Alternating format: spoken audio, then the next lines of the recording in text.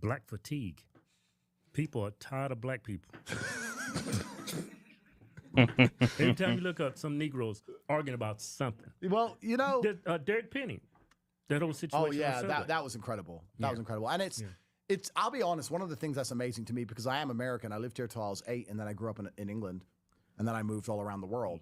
What's kind of amazing to me about the American consciousness is that they have this huge preposition with racism, and they seem to think this is a racist country. Like, you motherfuckers haven't been anywhere. Yeah. Because this is the least racist nation on the planet. You think America's racist? Let me tell you where's racist. You know the most racist place? Africa. Oh, yeah. You ever been to Africa? You Hutu, you're Tutu, Right. you're Boo-Boo. Like, they're fucking killing each other in genocides. They all look the fucking same. They're pulling out machetes. Look at the Rwandan genocide. I couldn't even tell the two teams. They're running around fucking swinging blades. Bro, the whole world's fucking racist. Killing each other over nothing. Over nothing. Hutu, Tutu, your nose shape. They I don't got know the this fuck. huge continent. You got all these black people. You got all these resources. All they do is kill. And they're probably the poorest continent in the world. Of course. Damn, that's crazy. And that culture is just broken. 100%. And also, it's because Africa's rich that it's poor, which we'll talk about in a second. But America's the least racist place you find on the planet. You think China's not racist? You think Japan's not fucking racist? You think India's not racist with its caste system? You think Africa's not racist with its fucking genocides? Right. Everywhere, even when I moved to England, the amount of racism I dealt with for being American. Like, I was American, they're like, oh, yank, oh, dickhead, school shooter. But it's like, watch out. But the thing is, I think it's funny. Yeah. But these people can't take a fucking joke. Right. Like, I love when people, I have the most diverse friend group, and our friendships are based on racism. Like, it's funny. Right. It's funny. Like, I know a white guy Yeah. who's loyal. Right. Fucking weird. But, like, we make fun of each other all the time. Like, racism is hilarious amongst a friend group. Right. But in America, everyone's so sensitive to it. It's insane, and they believe they live in a racist country. It's like, you need to go basically anywhere else. Yeah. Go anywhere else, and you will see. And what's interesting is actually the countries like Dubai, which I spent a lot of time in, the UAE, which is a super diverse country with 80% immigration. But the locals, the natives, they're above you. You can't fuck with a Gulf Arab in UAE. You can come and you can visit, and you can buy a nice house, and you can live there, and you can enjoy Dubai. But if you crash your car into an Arab, it was your fault. Yeah. That's just how it is. Like, there's no way out. That's crazy. Right? So the whole world's fucking racist. And why can I do something similar here in the United States, right? Why can we not simply do that?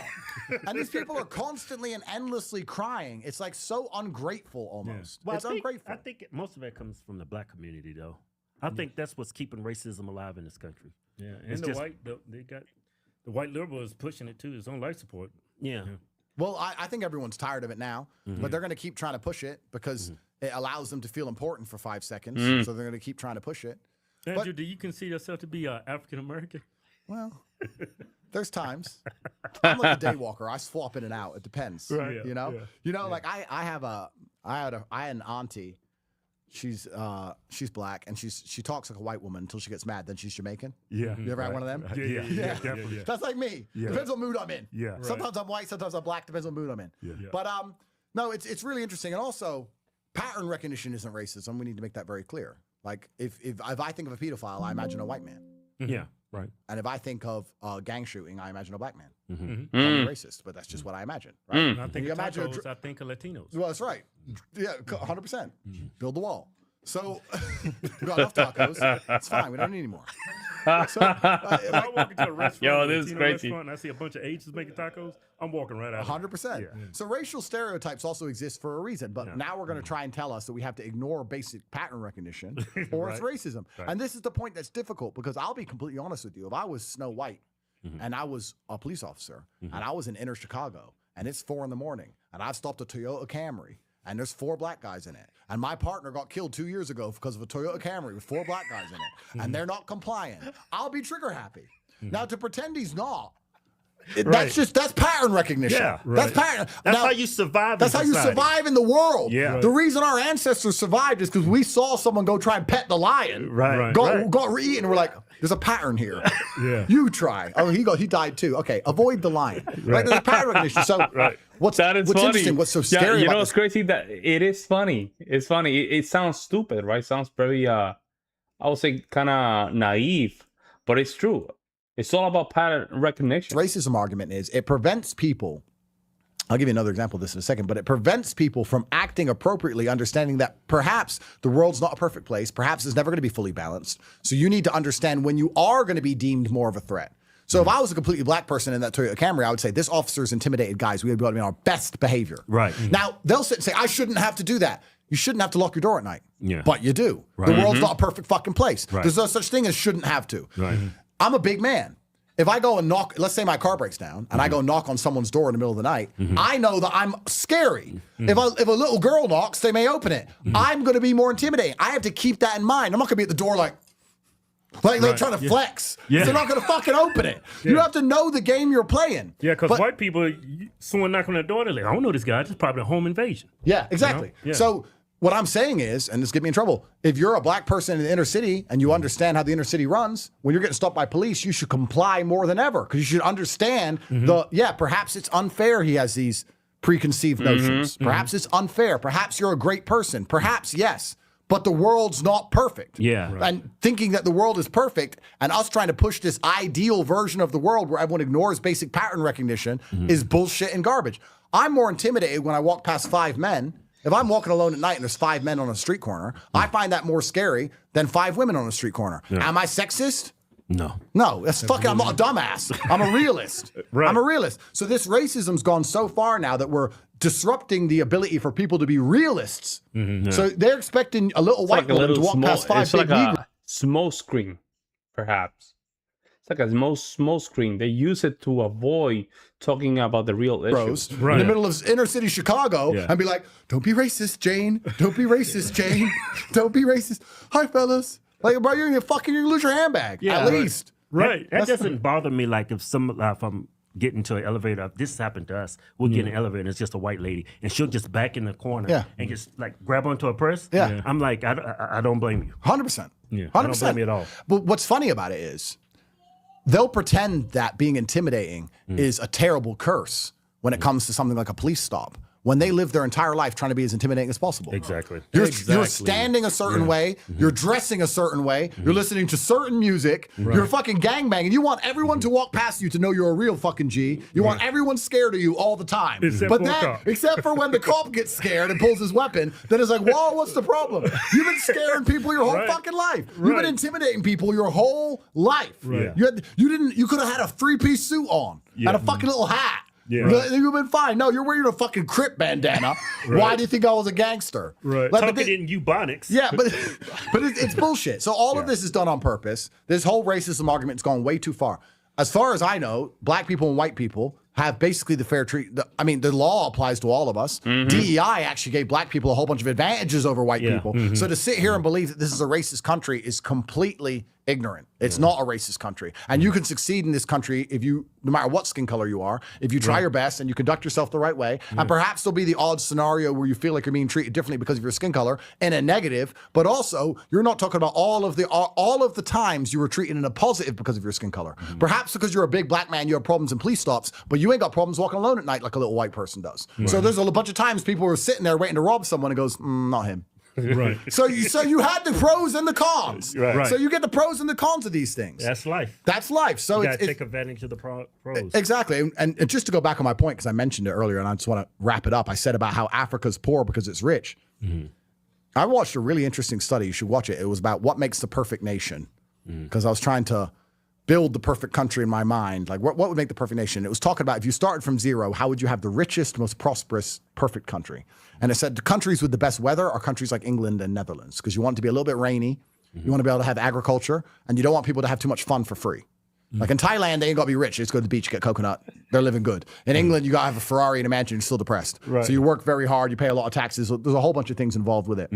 But it said that if you have a complicated societal structure, natural resources makes your country richer. So like Norway is very rich. They have oil and a bunch of natural resources, but they have a complicated social structure. So they dig the oil up and that money goes to the Norwegian Sovereign Wealth Fund, which goes into the stocks and bonds and the gold ETFs, and it's all tracked online, and they're a very rich country. Africa's super rich, but they don't have complicated systems. So what happens there is that they discover cobalt. The problem with natural resources is it doesn't require society to get the value of it. So if you have a country that builds jet engines, you now need factories, which takes workforce, which need houses, which need universities, which need schools, which need hospitals, which needs roads. So you have to build all this infrastructure around it to produce these jet engines. If you find cobalt, you just got to dig it up out of the ground. So Africa's problem is that it's so rich, they don't have these complicated structures. So what happens is they find cobalt, the dictator gets a deal from outside, usually the West, to get money into his pocket. They send a few soldiers and a few kids to go dig it up. They take all the cobalt out. It goes straight to the West. The dictator gets rich. None of the African people get rich. None of the African nation gets rich. They don't build anything. And the cobalt's gone. The West is rich. Dictator goes to Dubai. Boom, done. So Africa's biggest problem is that it's actually so rich in resources that it's held back by how many things it has. If it didn't have any resources, they could build things and put it all together and start building. I think it's more they don't understand how to extract and create value from those resources. I think it's that I don't think they understand how resources work. I just simply don't understand. I don't think so because it's not in their culture. Jet engines, but they don't because they're like, look, we found something interesting here. Dictator gets rich, few of the elites get rich, and the average person gets fucked. So it's kind of unfair. But that's the African stupidity. Story. I mean, do you think that's? I'm going to sound like a white supremacist when I say that. I know what you're going to say. Don't even say Do you think that's genetic? Dang, I already go. Okay, we're going to go but there. Come on, man. Byron Daniels is after me. Byron Daniels is after me. No, but let's think. Well, let me take that back. It's not genetic, it's culture. Yeah. I mean, but culture on a long enough time frame is genetic. Yeah. This is the problem. Yeah. So like, if when white people, you know what I love? If you watch on Twitter, it's actually the best argument. It's so fun. The race realists, the super racists who say like black people are genetically different to white people and you're more violent and and all this shit. They always attack me on Twitter and call me mulatto and all this shit. It's so funny. And I read all their shit. I read all their shit. I read all the race realism stuff. And I'm kind of sitting there going, kind of agree with some of it. Yeah. They're saying black people are more naturally violent. I'm like, hey, damn right. Watch out. But that's right, pussy. This is crazy. But culture on a long enough time frame becomes genetics. I mean, let's be honest. Is the average African as smart as the average Westerner? No. There you go. That's the question, right? That's the conversation. I would argue that if you go to the Central African Republic where they don't have schools and they don't have infrastructure and their parents haven't been to school and their grandparents haven't been to school, that probably they're not as smart as somebody who's their entire bloodline's been university educated. Probably that is true. So after a long enough time frame, it becomes genetic. And then you want to take enough of them and dump them over here and expect them to operate within complicated systems they don't fully understand. They're probably just going to say, fuck it. So what they do is they go to their natural kind of approach to life, basically, and that's when you see the crime going on. Drop the store, and then you have. I mean, this is realism. This is realism. Yeah, because you look at Africa, it's a continent, it's not a country. But if that was a country like the United States with the resources they got, the manpower they have, it would be a superpower. It should be the biggest superpower. It should be a superpower. But this little United States, majority is white, is running the world. Well, white people are the best at building complicated systems. That's what the white people do best. Yeah, I mean, like. My camera guy who's off, there he is. Look at him. White right? guy. These are the people who, in 1960s in NASA, when they did Apollo 11, all them motherfuckers, there was like 20,000 of them, little white guys with glasses and pieces of paper and a pen, and they put something on the moon. Yeah. You get 10,000 black people in a room, tell them to achieve anything. Wow, man. Bro. This is so wrong. This is so wrong. This is so fast. How long till there's a fight? Shaniqua's jumping in. She's trying to hit it. Like, we're more family orientated. We're more clan orientated. That's right? Great. You know, like tribalistic. We are. We're tribalistic, which is tribalistic. I would say not only tribalistic, but also collectivists. Very collectivist. And you can see in a lot of these conversations how collectivism always empower individualism. And a con. Again, these are pros and cons, but if you want to extrapolate it out towards a nation state, the thing the white man is best at is working with people he doesn't know. That's a white man's superpower. A white man will go, hello, I've got a bunch of money. And I want to build boats. I've decided I want to build boats. So I'm going to go and find the best boat builder. John Smith. Hello, boat builder. I don't know you. You don't know me. This is called a contract. And let's do a contract. And you're going to build the boats and I'm going to pay for it. And now we have a successful shipping company. In Africa, it doesn't work that way. They're like, I'm rich. I want boats. Who do I know? My cousin. Yeah. My cousin can't build boats. He doesn't know anything about boats, but that's who I know. He's the only guy I trust. He's in my clan. He's my family. So I go to my cousin. You're in charge of the boats. Okay, I will build the boats. And he takes the money, and then no boats get built, and everything's fine. That's why the finance minister is the second cousin of the fucking president, and nobody knows anything, and it's all insidious because you only trust your people. Now, I'm still like that now. I'm black enough like that now. I trust my brother, my people. Yeah. So I got that black in me. But I'm also white enough to know I can do a contract and get a boat bill. But white people are fantastic at trusting people they don't know. That's why white people are like, howdy neighbor. They don't even know you. Howdy. White people have this weird, no, it's not weird, but the white people mentality is far more attributed towards the benefit of society with a larger understanding of working with those they're not directly correlated with. Whereas the black people is like, these are my... That's what they call understanding the world, how the world works, right? So by you understanding how the world works, you know very well that you might have to deal with people that you don't even like or disagree with. That's the muscle. That's the skill that you need to learn to just become a better nation and a better community. People only. And it's very insular. But it becomes far more difficult to run a country that way with competence. If you want to run a country competently, you need to find the most competent man for the job. Right. I don't know if this is true. I don't want to be held up on it, and I don't want to be attacked for it. It might not be true, but I heard something that when the British started sailing their ships around, they were amazed that when they got to all these native countries, the Aboriginals in Australia and Africa and India, all these places, no one had heard of a contract. No one had heard of the idea of working with someone who wasn't their family. They're like... It's a contract. House. They haven't heard of a contract. No one had heard of it. So what? You just find anyone to do it? Heard of a house? They was living in grass huts. Well, that's right. So they were like savages. Yeah. Well, have you seen those videos of them eating? Hey, pull up it's that, the year 20. Joe, pull up those TikTok videos. These African tribes. Byron, I'm sorry. Listen, I know you got busted for weed. Fucking talk about letting the black man down. For busted for fucking weed. Check fraud. Andrew Tate's a human trafficker. You know, fuck this guy. I'm moving to Vegas. Fuck these people. Bring your case. Fuck you. Yeah, make it bigger, Joe. These people have not evolved at all for like probably 5,000 Yo, man, that's crazy. Yo, you know what's crazy? A couple weeks ago, I started watching these videos, and me and my wife, we just, before we go to bed, we just watched it just to relax. And we couldn't believe how they just do things, man. I don't know how to explain White man back in the slave days said, yeah, we'll take these. All right, so let's talk about this now. Yeah. We're going down race realism, and we're the only people brown enough to get away with this, so we can do it. Oh, we're not going to get away with this shit. Well, let's talk about it, right? Yeah. So the white man, where he grew up, primarily, they had to plan ahead in a way different than the Africans did. So like if you were in England, you had to grow grain because that's how you eat. But grain only grows a certain part of the year. So you have to think ahead and you have to plan. You have to plow the field. That's the difference right there. That's the difference. So that's the difference. The grain. Then you got to build buildings to store it in. And that means you need a lot of people. A lot of people need schools, hospitals, roads, housing. Now you need a city. You have to plan everything over a year cycle just to have food. In Africa, they didn't have to do that. Mango. Boom. They just go get a mango when they're hungry. Yeah. Go kill this. They had so much resource, they didn't have to plan ahead. Wait till you're hungry, kill something, eat it. You didn't have the same infrastructure that was required to eat. Yeah, it gets cold in Europe. It gets cold. You got to build a house. You need firewood. You got to think ahead. You apply that across 1,000 years. You have a very different mentality towards life than you do. And where else you can see that? China, Korea, Japan. In Africa, which is just pure brutal survivalism. That's what it is. I've heard that argument because of the weather, white versus the white man and the black man. Both races evolved differently over time because living in a cold, horrible climate, you got to think. Yep. And you live in a warm environment, you just get up, take a shit, and make you a bowl of soup like these niggas. That's right. That's right. And you're good. So this is it. And then we also apply this to what I said earlier about the white man having to work with other people he doesn't particularly know. If you're going to go through all that work to build to grow grain, and you have to build a grain store, you don't want your grain to go bad. So you're going to find the best grain store company guy in the world, whoever he is, and you're going to have a contract with him. And you're going to learn to work with and get along with people you didn't particularly get along with, etc.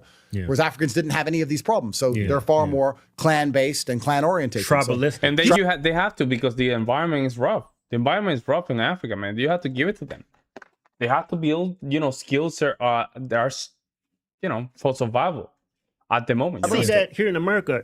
Like I used to be a private investigator, and I was watching people like insurance claims, right, back in the day. So he's watching me for Byron. So why am I giving Byron a hard time? Fuck Ron too. Fuck both of them. Fuck Ron, little Ron. Okay. Right. So I was a private investigator, and they sent me to the black community. It was Watts. Nobody else wanted to go. They said, you'll fit in. So the white man sends me there, and I'm there. I'm in that neighborhood maybe 2 minutes before everybody comes out like, who is this nigga? Yeah, of course. It's like, you see that tribalism that came from evolution in Africa is here in America. Oh, 100%. You could be just go into any black neighborhood, all black. Even if you're black, they're going to be looking at you crazy. But this is the thing that's interesting, because people at home don't understand that the matrix itself, the people who are in charge of the world, they find every innate action or every innate inclination that humans have, and they hijack it and Trojan horse it. So the natural tribalism that blacks have, they hijack and Trojan horse and use against us when a convicted fucking felon does some dumb shit he shouldn't have done, and and black people defend him anyway. Right. Because it's tribalism, right? They'll stick up for him anyway. The liberals are actually very... It doesn't matter if that person did it wrong or right. It's just tribalism. It's because of the tribe. It's because of the skin color. Yeah, good point. Tribalistic. It's very interesting that if a conservative is accused of something, not even convicted, will self-cannibalize. Whereas if a liberal is accused of something, no one gives a fuck. If he's convicted, no one gives a fuck. If he did it, there's a fucking video, no one gives a fuck. The liberals don't care. The liberals will accept a criminal into their team if it helps them, no problem. Us conservatives, the moral high ground, will fucking self-cannibalize over an accusation all day long. It's pathetic. But they do this with everything. They Trojan horse all things. So if you're in charge of the world and you want to get an objective done, these people are not stupid. They literally rule the world. They'll sit there and go, okay, we want to convince people that if they pay more taxes, the sun will stop being hot. So how do we do this? Well, this is a pretty hard argument to get across. So we're going to start with something more basic. Do you like trees? Yeah. Yeah, I like trees. Do you like the oceans and the fish? Do you want to destroy the whole world? No. No, I don't want to destroy the whole world. All right, then we're going to put up your taxes. So they take your natural. So they take your natural inclination. Be a dumb fuck to believe it. Yeah. So they take your natural inclination to like nature and they Trojan horse it. They put in Trojan horses. Another one's tolerance. Oh, we're Christians. Yeah. You're tolerant, right? You're not horrible people. You're tolerant. You understand other people. You're tolerant. Yeah. Okay, here's a drag queen. Whoa. So that's what they do. It's like they do like what they call soft closers, right? They use a lot of soft closer, and then they throw you with the close itself. For those people that do sales, do you understand what I'm saying? A soft close is when you ask a question just to get the yeses. You get multiple of those, and that way when you try to close them at the end, then they're less likely to say no. That's what it is. They take your natural inclinations and they sneak in these Trojan horses with everything all the time. So the tribalism of the black people is being used against them when they're sticking up for fucking dickhead pieces of shit. No other race does this, by the way. Right. If a white man had a rap sheet as long as his arm and murdered someone, white people wouldn't be like, oh, stick it up. White people don't even stick up for themselves. So let's forget that. Asians, whatever. But black people will be like, no, still. Like the way they attack Daniel Penny, it's like that motherfucker been harassing people in the subway forever. And he's doing his shit Michael Jackson moves or whatever the fuck. It's like one day. That's why I call it black fatigue. Yeah. People are just tired of this. Yeah. But the black tribalism just rallies around them. And then you add in a little bit of money because all these fucking people manage to somehow pay their bills. How do you pay your bills when you're marching for black people all day? Try it. Yeah. Go out there and march. Go out there and march. March all. But you know what's crazy? When I used to live in New York City, it was very common. You will meet people that tell you that, I make a living. I basically make a living of just protesting. It was very common. Day. So go just decide, you know what? I'm super passionate about this issue. Right. And go start marching all day. You'll soon learn you have nowhere to fucking live. These motherfuckers are in a mansion pushing Escalades with private security. Right. You add in US aid money, and all of a sudden you have these huge fucking movements. And it's not just in America. This is what the American state has been doing globally all around the world. All over the world. This is how they did the Ukraine-Russian war. They sit there and go, how do we make people who are so ethnically close, so ethnically aligned, who look the fucking same, who speak the same language, who've lived next to each other for eons, who grew up on the same TV shows, who share the same history. How do we make them hate each other? Well, what we need is a 20-year campaign of pushing Ukrainian independence, that Ukraine's actually a separate country to Russia. And we need to push the Ukrainian language. And we need to change the Ukrainian TV stations and make them different from Russia. We need to cut off the Russian news. We need to push this idea that Ukraine has always been subjected to abuse from Russia and that they're abused people. And then we need to find the nationalists inside of Ukraine who believe that Ukraine should be a standalone place. Then we need to promise them that when Ukraine is a standalone place, they'll be the kings of it. Then we need to make all of them rich and give them loads of money. And on a long enough time frame, you end up up getting enough hatred and sentiment that you get the fucking war you want. It's all done on purpose. All of these things are Trojan horse. So when they sit there and go, we want a war between these two countries, they'll go, okay, let's find and infiltrate the nationalistic aspect of this one. Or same with the fucking sun being hot. Let's find a motherfucker who likes trees. Let's offer him a bunch of money, get him to walk around. And people are deliberately ignorant for a bag. Like I'll be honest, like you take the average black person and say, look, just say black people are oppressed. Look, here's some money. Yeah, they will do it. Yeah. They will do it. They will do it 100% because that's what happened post 1960 civil rights. They literally they were okay by destroying their own communities. So fuck people. People are pretty empty. Don't you remember being a child thinking adults were smart? Yeah. Do you remember that? I used to actually look up to politicians. I used to look up to grown-ups. Yeah. I'm like, that's a grown-up. Yeah. Turns out they were all fucking retarded the whole fucking time. And it's like, everyone's a fucking dipshit. Everyone's fucking dumb. Yeah. Everyone will do anything for a fucking paycheck. Yeah. Everyone's a fucking liar. That is Everyone's sad, self-interested. And the only kind of smart people that exist are the people like me who at least understand what I am. Right. Like, I don't deny these things. I'll sit here and go, the reason I'm better than these motherfuckers is because they don't even know they're those things.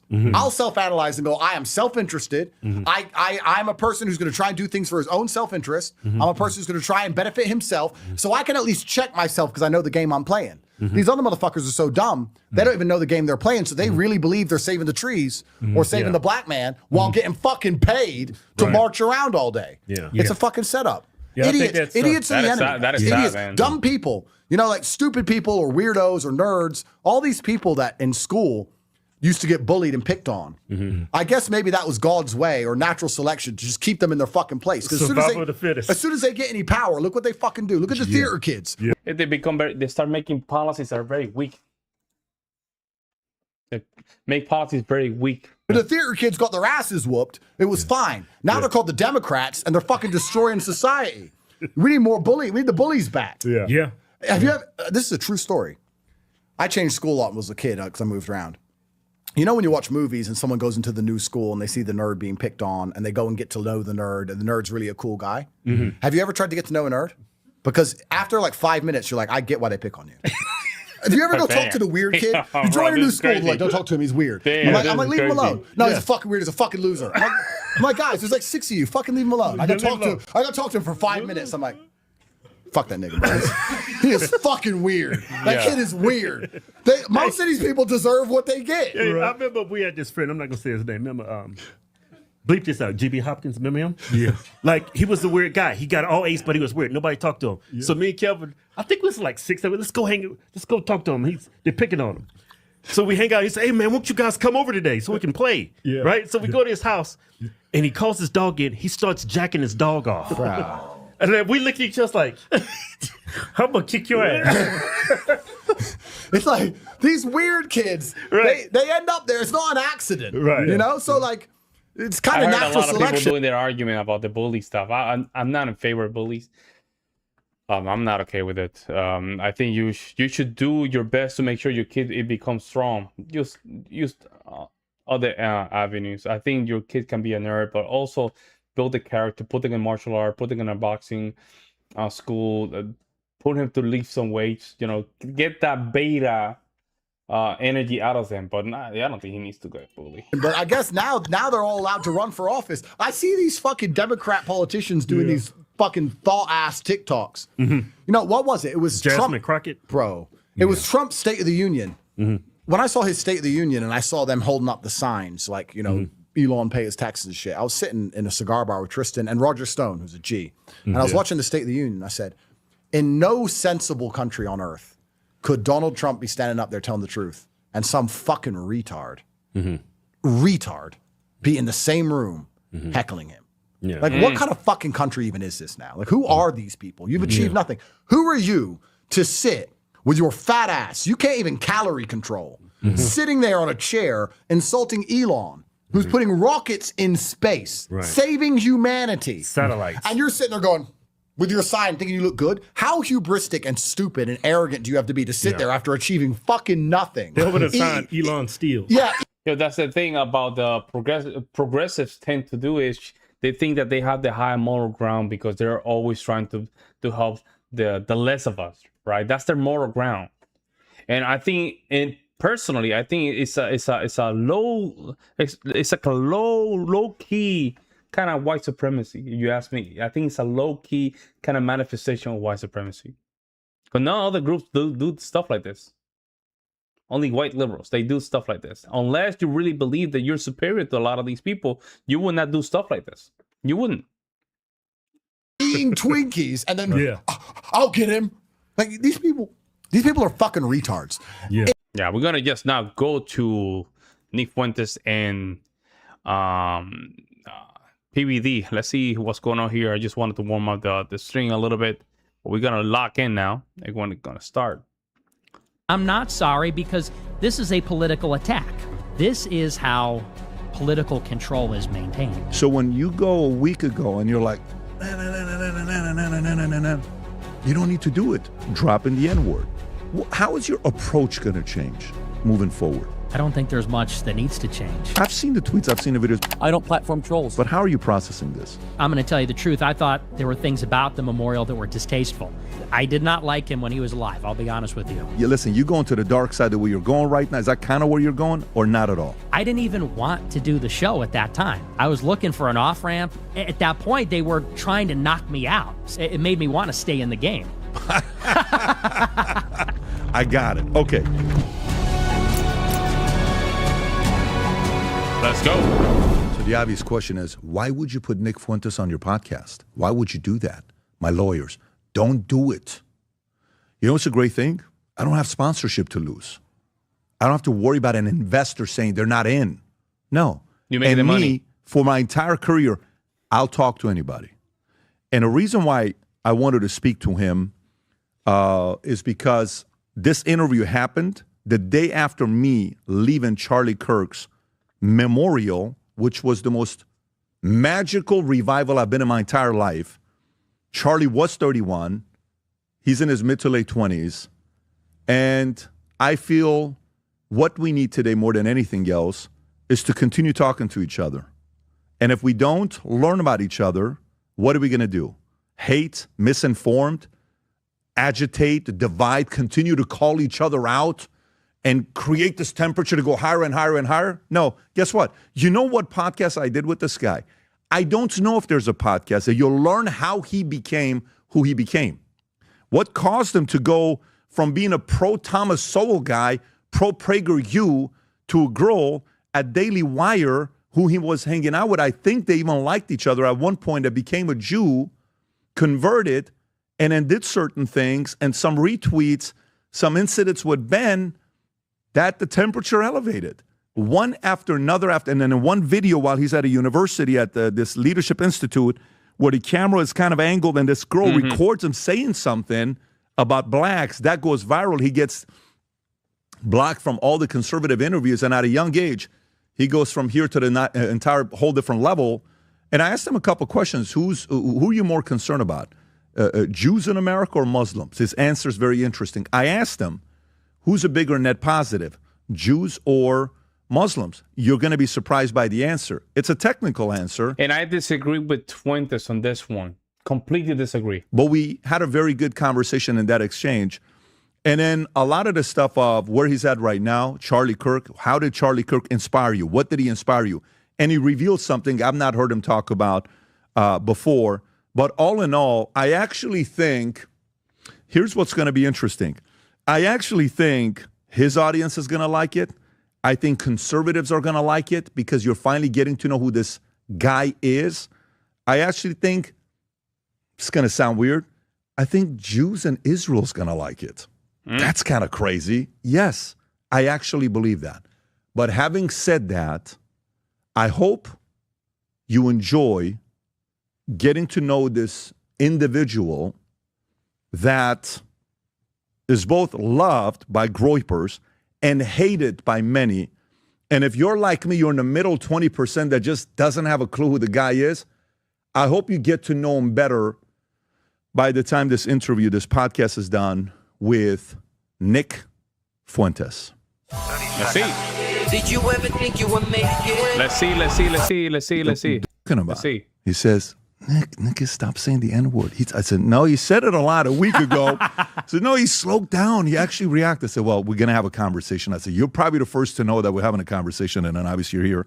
Appreciate you for coming out and making the time. Yeah, absolutely. So, Nick, I don't know much about you except for the clips I've seen, respectfully. Super to me, the way I've made my money over the last, 25 years in insurance and finance was watching who has talent.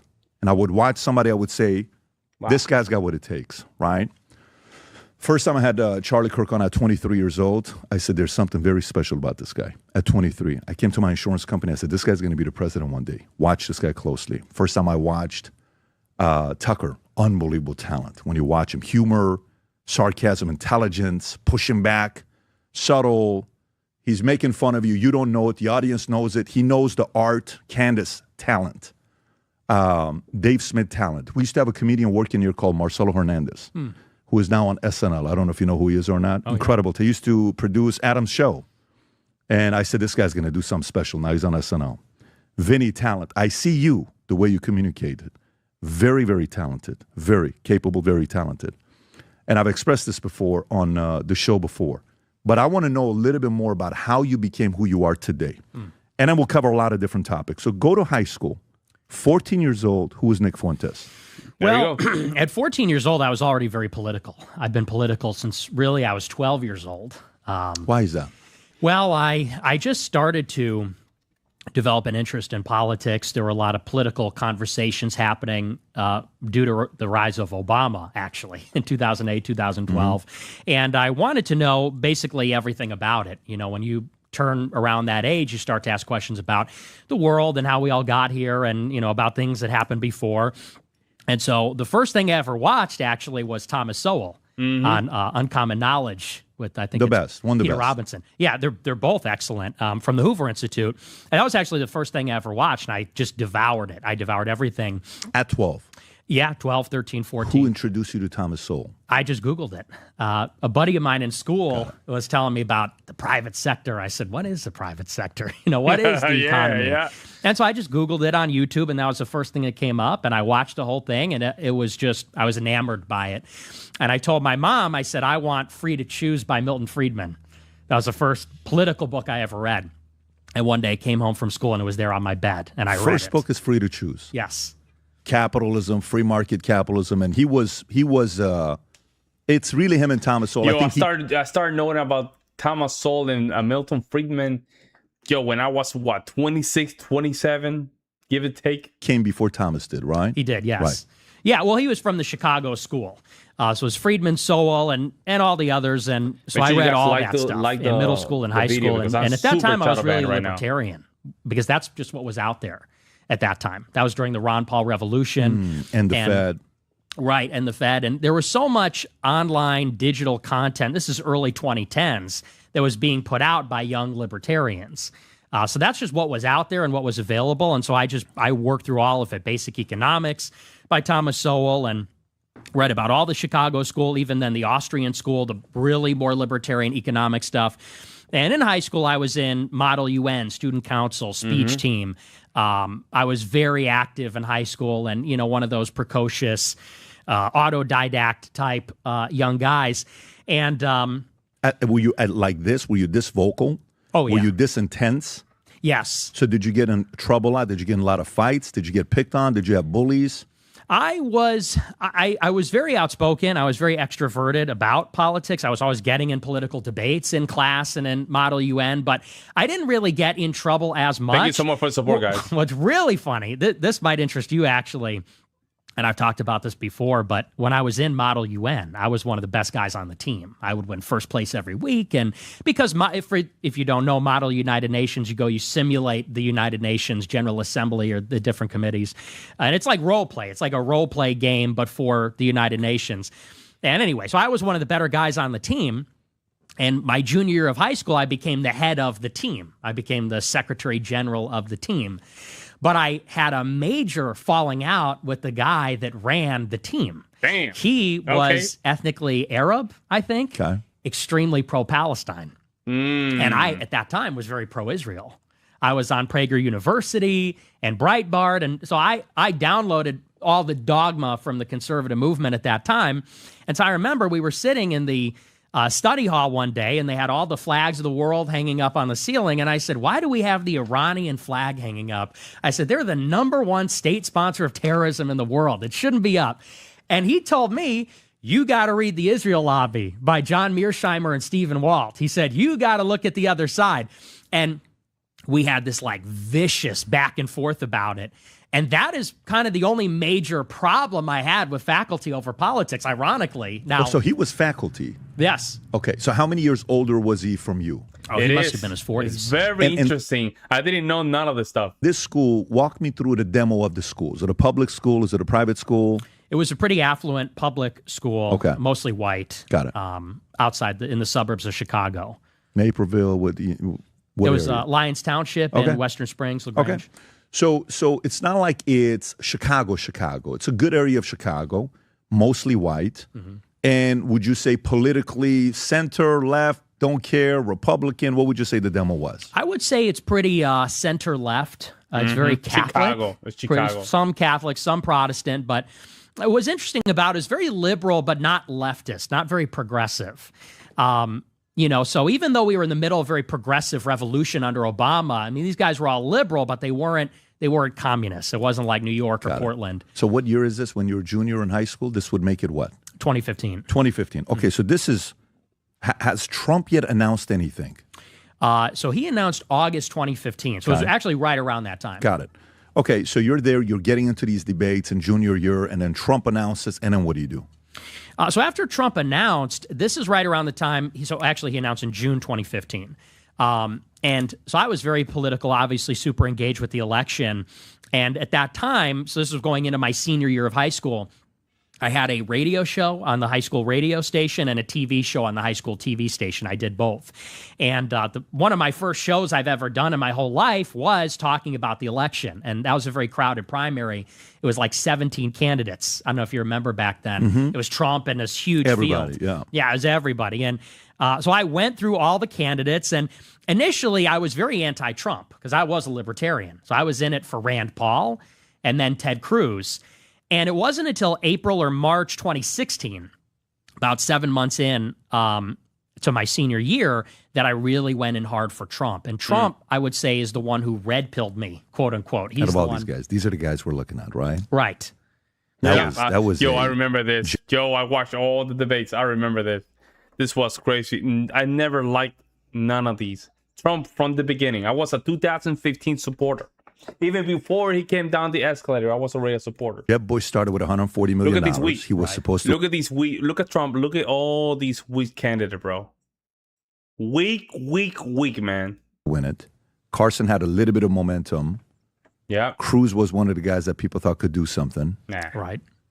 Nobody thought Trump up until I think Ann Coulter's like, who do you think today's going to win? And she made the comment that I think is going to be Trump on Bill Maher. Everybody starts laughing. Right. Okay, so you're in this moment. Trump red pills you first. Yes.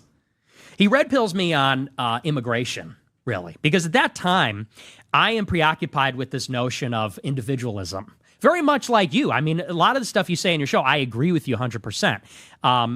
I guess he reoriented my perspective about individualism, because what I started to understand is that, you remember, in 2015, it felt like the left was unstoppable. It felt like Obama and then Hillary Clinton were going to lead this progressive revolution, and it was just going to get more left every day forever. More pro-woman, more pro-gay, more diverse. And at that time, what felt so suffocating was this kind of political chokehold the country was in. The media's left-wing, Hollywood's left-wing, the press is left-wing. And what woke me up about Trump is one day I was watching the primaries, early primary elections, and Trump was winning all of them. He didn't win the Iowa caucus, but he won in New Hampshire, won in Nevada, and I remember the media was beside themselves, calling it every day for him. And I said, the one thing that Trump has right is he understands in order to take power, in order to do what you want to do, you got to take power first. In order to take power, you have to engage the media, because the media is really the enemy. It's a very early kind of understanding of how politics actually works. And fake news, he hasn't even said fake news yet. So this is pre him saying fake news. Exactly. But he would fight the moderators in the debates, even Fox News, because Roger Ailes had it out for him early on. And I said, he's going to fight the mainstream media. That's essential, because if you can't fight the media, you can't win. If you don't win, you can't do what you want. And then I thought about immigration and how it's affecting the voting patterns, because I looked at one meme in 2016, and it said, this is what the 2012 election would look like if only white men voted, if only men voted, if only, I'm sure everybody's seen it. And what became clear is that if only non-white people are voting, the country, they vote 90% left. Blacks voted 97% for Obama. Yeah. I'm also from the Chi area, so I get a lot of what he's saying. He goes through his backstory. He's not wrong. Look, that election runoff was awesome. I enjoyed it, man. I enjoyed it. Little Mark, little Energy Jeff. Yeah, he was very good. And you go back, man, just to show you. Just to show you, and I don't want to get too much into it. Only Rosie Donald. Yeah, Lo. I think that was from the 2016 election. Yeah, that's when Megyn Kelly tell Donald Trump that supposedly he called females or women pig, fat, and he said no, only Rosie O'Donnell. Yeah, the only thing is that I in this third term, let me just say that Trump understands politics.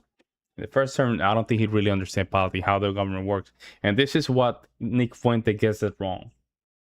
You see what I'm saying? He gets it wrong. And he's going a little bit into this rebel kind of, let's say, he's going to a rebellion kind of mindset.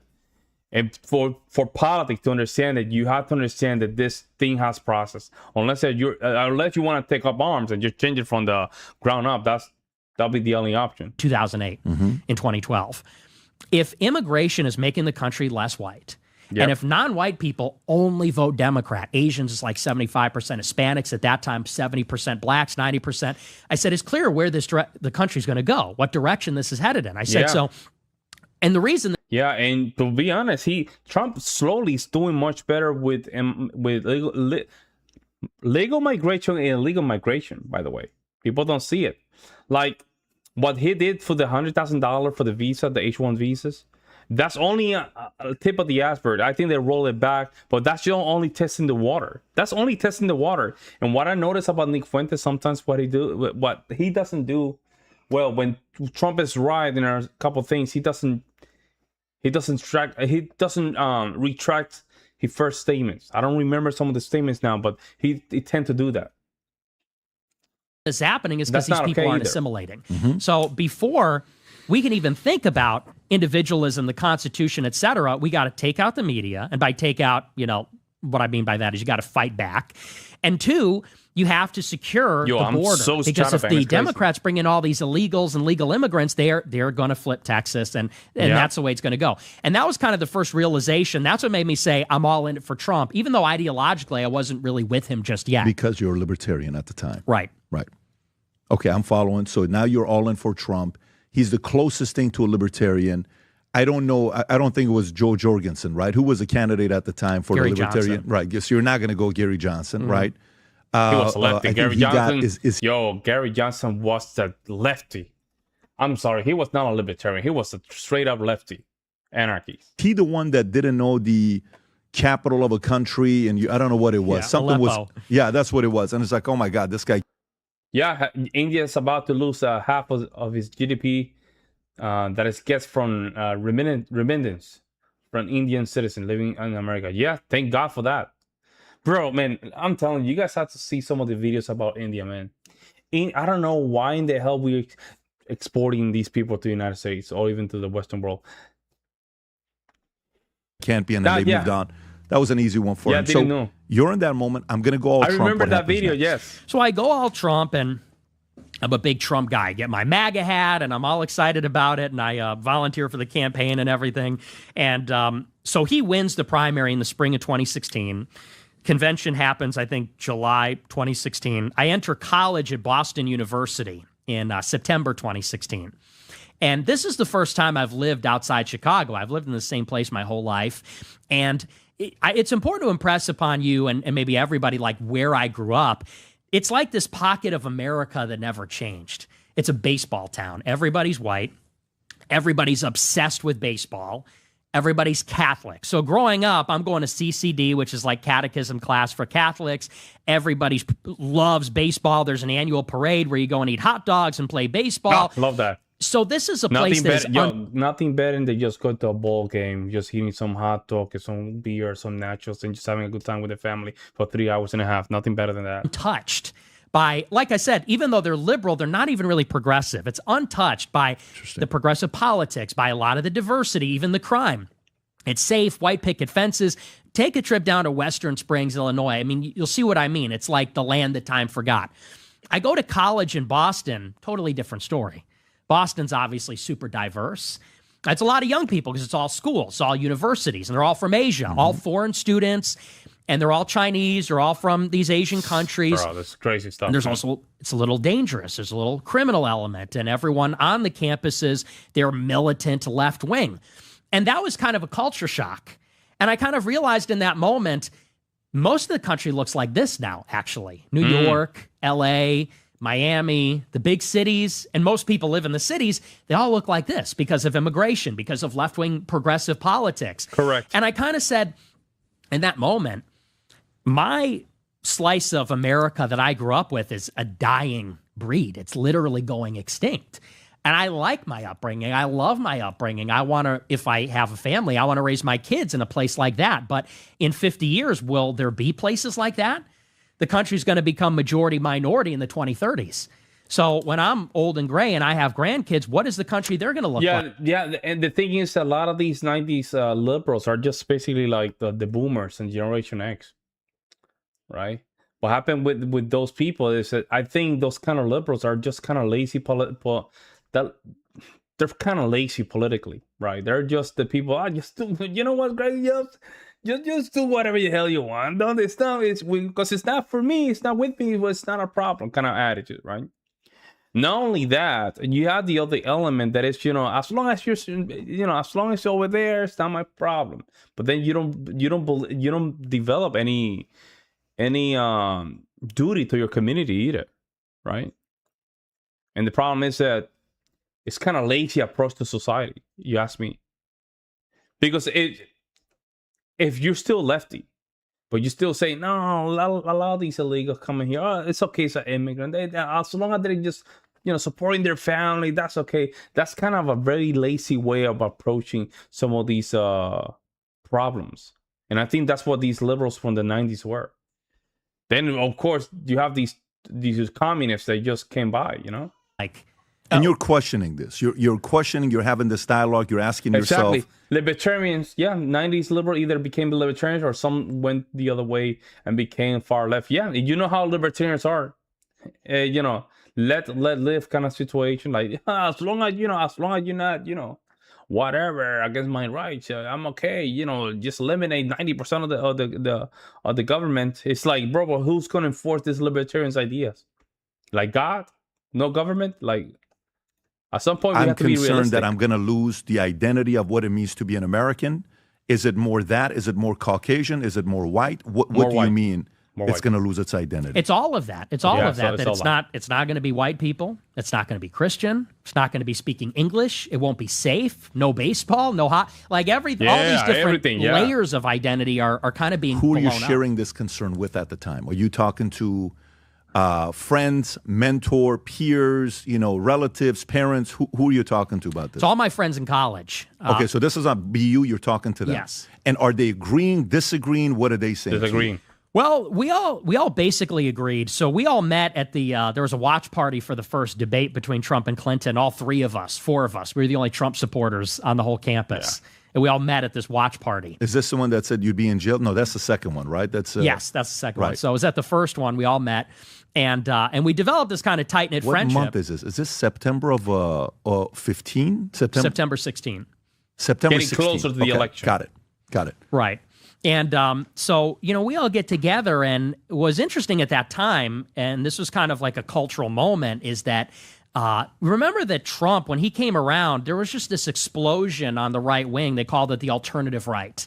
That had a very different connotation in 2016 than it did in 17. Because It could be, yeah, I see what you're saying. So I think the only benefit of libertarians is maybe it can be a stepping stone for lefties towards conservatism. Maybe, because it's like, maybe, I see what you're saying, maybe. Or it can be from, yeah, maybe. I think you're right. But I think some of these folks, they go hard libertarians, but they really don't understand the concept of force. A lot of these ideas, if there's not a mechanism of enforcement behind it, mean nothing. Libertarians, what, 90% of the government gone? So what are you gonna do? Like, who's gonna enforce this? Then all of a sudden you have a bunch of Sharia Muslim people coming in. Then say goodbye to your libertarianism. Like, you see what I'm saying? Like, unless there's a strong enforcement really just controlling some of these ideas, none of this stuff makes sense. I think it's more, I'm a strong conservative with very strong libertarian ideas when it comes down to the economical and governmental aspect of it. But I'm not going to go 90%. I can go 65, 70, 65, 70, of reductions to the government. But I want a strong military. Don't get me wrong. Strong military and strong policemen. That's me. In 2016 and even 2015, what it meant, up to that point, the GOP and conservatism meant kind of like one thing. It meant like Rick Santorum, like cultural conservatism, traditional, Karl Rove, right, all that kind of stuff. And Trump comes along and says, well, I'm kind of agnostic on healthcare. We just want to take care of everybody. He was more of a Pat Buchanan, Sam Francis, like nationalist. And so there was this explosion on 4chan and on Twitter of a lot of young right-wing guys that were asking, well, what does it mean to be right-wing? And so there's guys like Stefan Molyneux and Jared Taylor and Steven Pinker and Jordan Peterson and Ben Shapiro. All these guys come into the fold, and it's much more aggressive. It's younger. It's more dynamic. It's a lot of new ideas or maybe old ideas presented in a new way. And so we were kind of holding like this salon, like this intellectual salon at the Tasty Burger by Fenway, talking about all these new people that are coming around. Richard Spencer, for that matter, Peterson, race, and ideas like race realism, like Western chauvinism, people like Gav McInnes. And we were all kind of developing our ideas and what we thought was right. And ironically, none of these guys were even white. One of them was Turkish. One of them was actually Assyrian. I know you're Assyrian. Who was that? So he's an Assyrian guy from Australia. Wow. Yeah, some young man. Wow. Was he a Christian man or no? He was Christian. A Syrian man from Australia. That's funny. Interesting. Okay. And one of them was Jewish even. And so he was Russian Jewish. And a lot of people say about me, I mean, I'm an American ethnic. I'm not English or German. Fuentes. What's Fuentes? Mexican. Yeah, I see. Yeah. The real, when it comes down to Andrew Wilson, I think you're right. It's what you say is the Andrew Wilson argument of the force doctrine being the only real determinant of human behavior. Yeah. You know what? Even if that's the case, if we were like 98% white, let's say 98% or even 90% white, I think the concept of libertarianism will be stronger because you have almost a homogeneous society and they all understand their job in this community. But then I don't think at this point we cannot do it.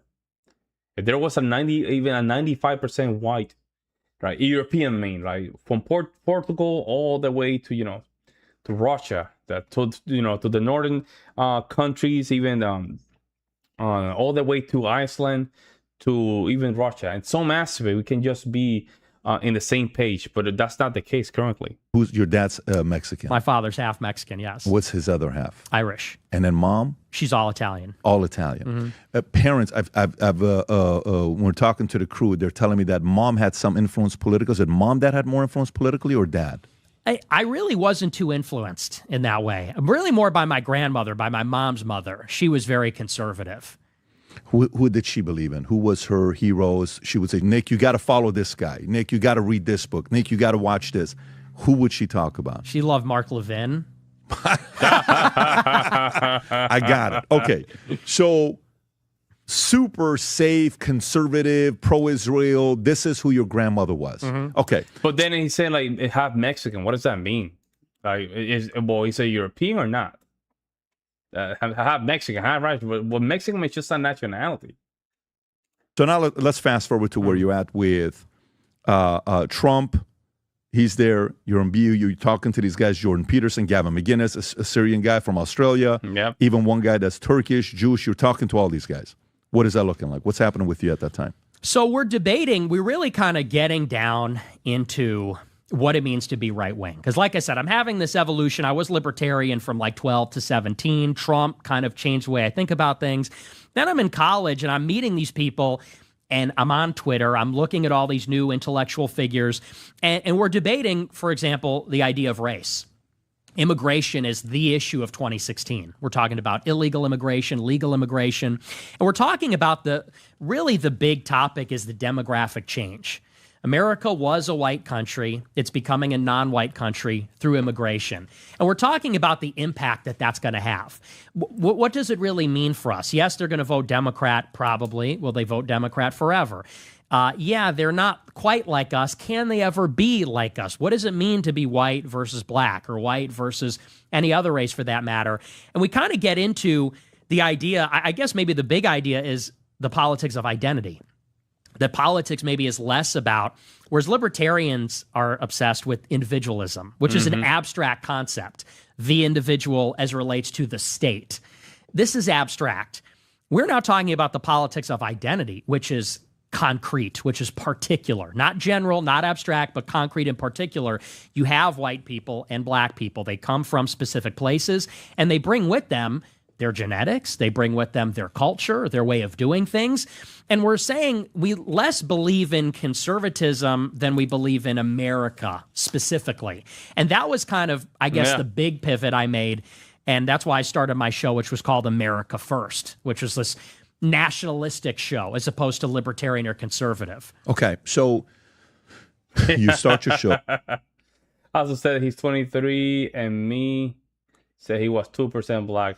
I think that's more, you know what's crazy about that?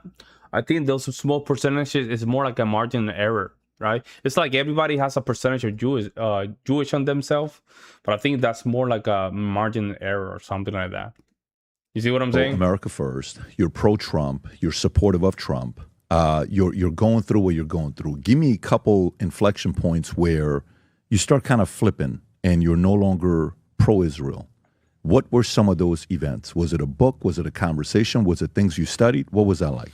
Well, the biggest thing is that I met this girl named Cassie Dillon. She was a fellow at Daily Wire. She now goes by Cassie Akiva. So she was in school around the same time. She was in Western Massachusetts studying. And we met because we ran in the same college Republican circles. And she's the one that got me this show at RSBN, Right Side Broadcasting Network. Yes, that's her. So she's still with Daily Wire? Yeah, she was there. She left, and then she came back. Okay. And so, I met her, and at that time, she was a Christian. She converted to Judaism. She married a Jewish guy and converted. When I met her, she was a Christian, or she had been raised Christian. And we became very good friends. We went to the Christmas party, and we hung out, and I went on her show, and she got me my show. Nothing like a attractiveness, just a friendship. It might have been going in that direction, but no, nothing like that materialized. So, yeah, we were just friends, and... we were just friends, you know what I'm saying? Like, just friends. Started to notice something was up because Trump's doctrine was America First, and that was so attractive to me. He said, we will no longer be misled by the siren song of globalism. It's going to be Americanism, not globalism. And that really sunk into me. And I'll never forget, this was in December 2016. This is what did it for me. And I wrote an article about it on my blog. I had a blog at that time. And I noticed that Obama, who was still the president during the lame duck period, he told our ambassador to the United Nations not to veto a resolution condemning the West Bank settlements. So there's a resolution saying Israel's settlements in the West Bank are illegal. Normally, the United States vetoes that on behalf of Israel to protect them. But Obama instructed our ambassador to abstain. And so the resolution went through. And everybody on the right wing said Obama's an anti-Semite. He hates Jews because he did that. And I said, wait a second. I went through and I did the research, and I said ever since 1967, during the Six-Day War, when Israel occupied the West Bank and Gaza Strip, it has been the official U.S. policy that we do not support the civilian settlements. That's technically illegal under international law. I said, so all that in international law, that's international law. Who's going to enforce international law? Some of this stuff is just kind of redundant. Like international law. Who enforces international law? Really, have you thought about that? Who really enforces international law? A bunch of countries under who? A bunch of countries under who? Like, you need an enforcement to just obligate each country to just enforce that international law in itself. Some of this stuff is kind of crazy when you start thinking about really it. Uphold the same policy that every president did, Republican and Democrat, yet they're calling him a Jew hater. I said, I don't think Obama hates Jews. Obama's supported by the Jewish left. People like Saul Alinsky mentored him or influenced him. I think the Jewish vote of 80% in favor of Obama? Or 90%? No, I don't think he hates Jews. I think that he's just carrying out our policy. And so I said, how is that any different than when, let's say, a conservative critiques BLM, they get called a racist. You critique feminism, you get called a sexist. Where were you working at that time? Were you working anywhere? You were independent? I was independent. Okay, so you're not with anybody while you're writing this. Right. So you're free to write and say whatever you want. Okay, continue. Yeah, so I was just on my own blog, and so I wrote that out. I said, this is hypocritical. I said, and this is something that crops up over and over, is this double standard when it comes to anti-Semitism, when it comes to Israel, and I called this out. And Cassie Dillon, who was my friend, I would raise this issue with her, and I would criticize Ben Shapiro very harshly. He was very anti-Trump at that time. And I said, I think Ben Shapiro is Israel first. And I think that when Trump says in his inaugural, it's America first, why is it that Israel gets all this foreign aid? They're the number one recipient for 50 years. They're not a poor country. Why is it that much largesse? Man, he's bad. I'm talking, he wrote a book called, The 12 Rules for Radicals? I think it is. Let me know if I'm correct on that. That book is just literally a guy who had to be an anarchist and just get away with it. It's insane. And so I would press her on this and other related questions. And eventually she threw arms up in, I think it was March 2017. And she said, we are no longer in the same movement. She said, you are anti-Israel. The way you're going about this is anti-Semitic. This is Casey.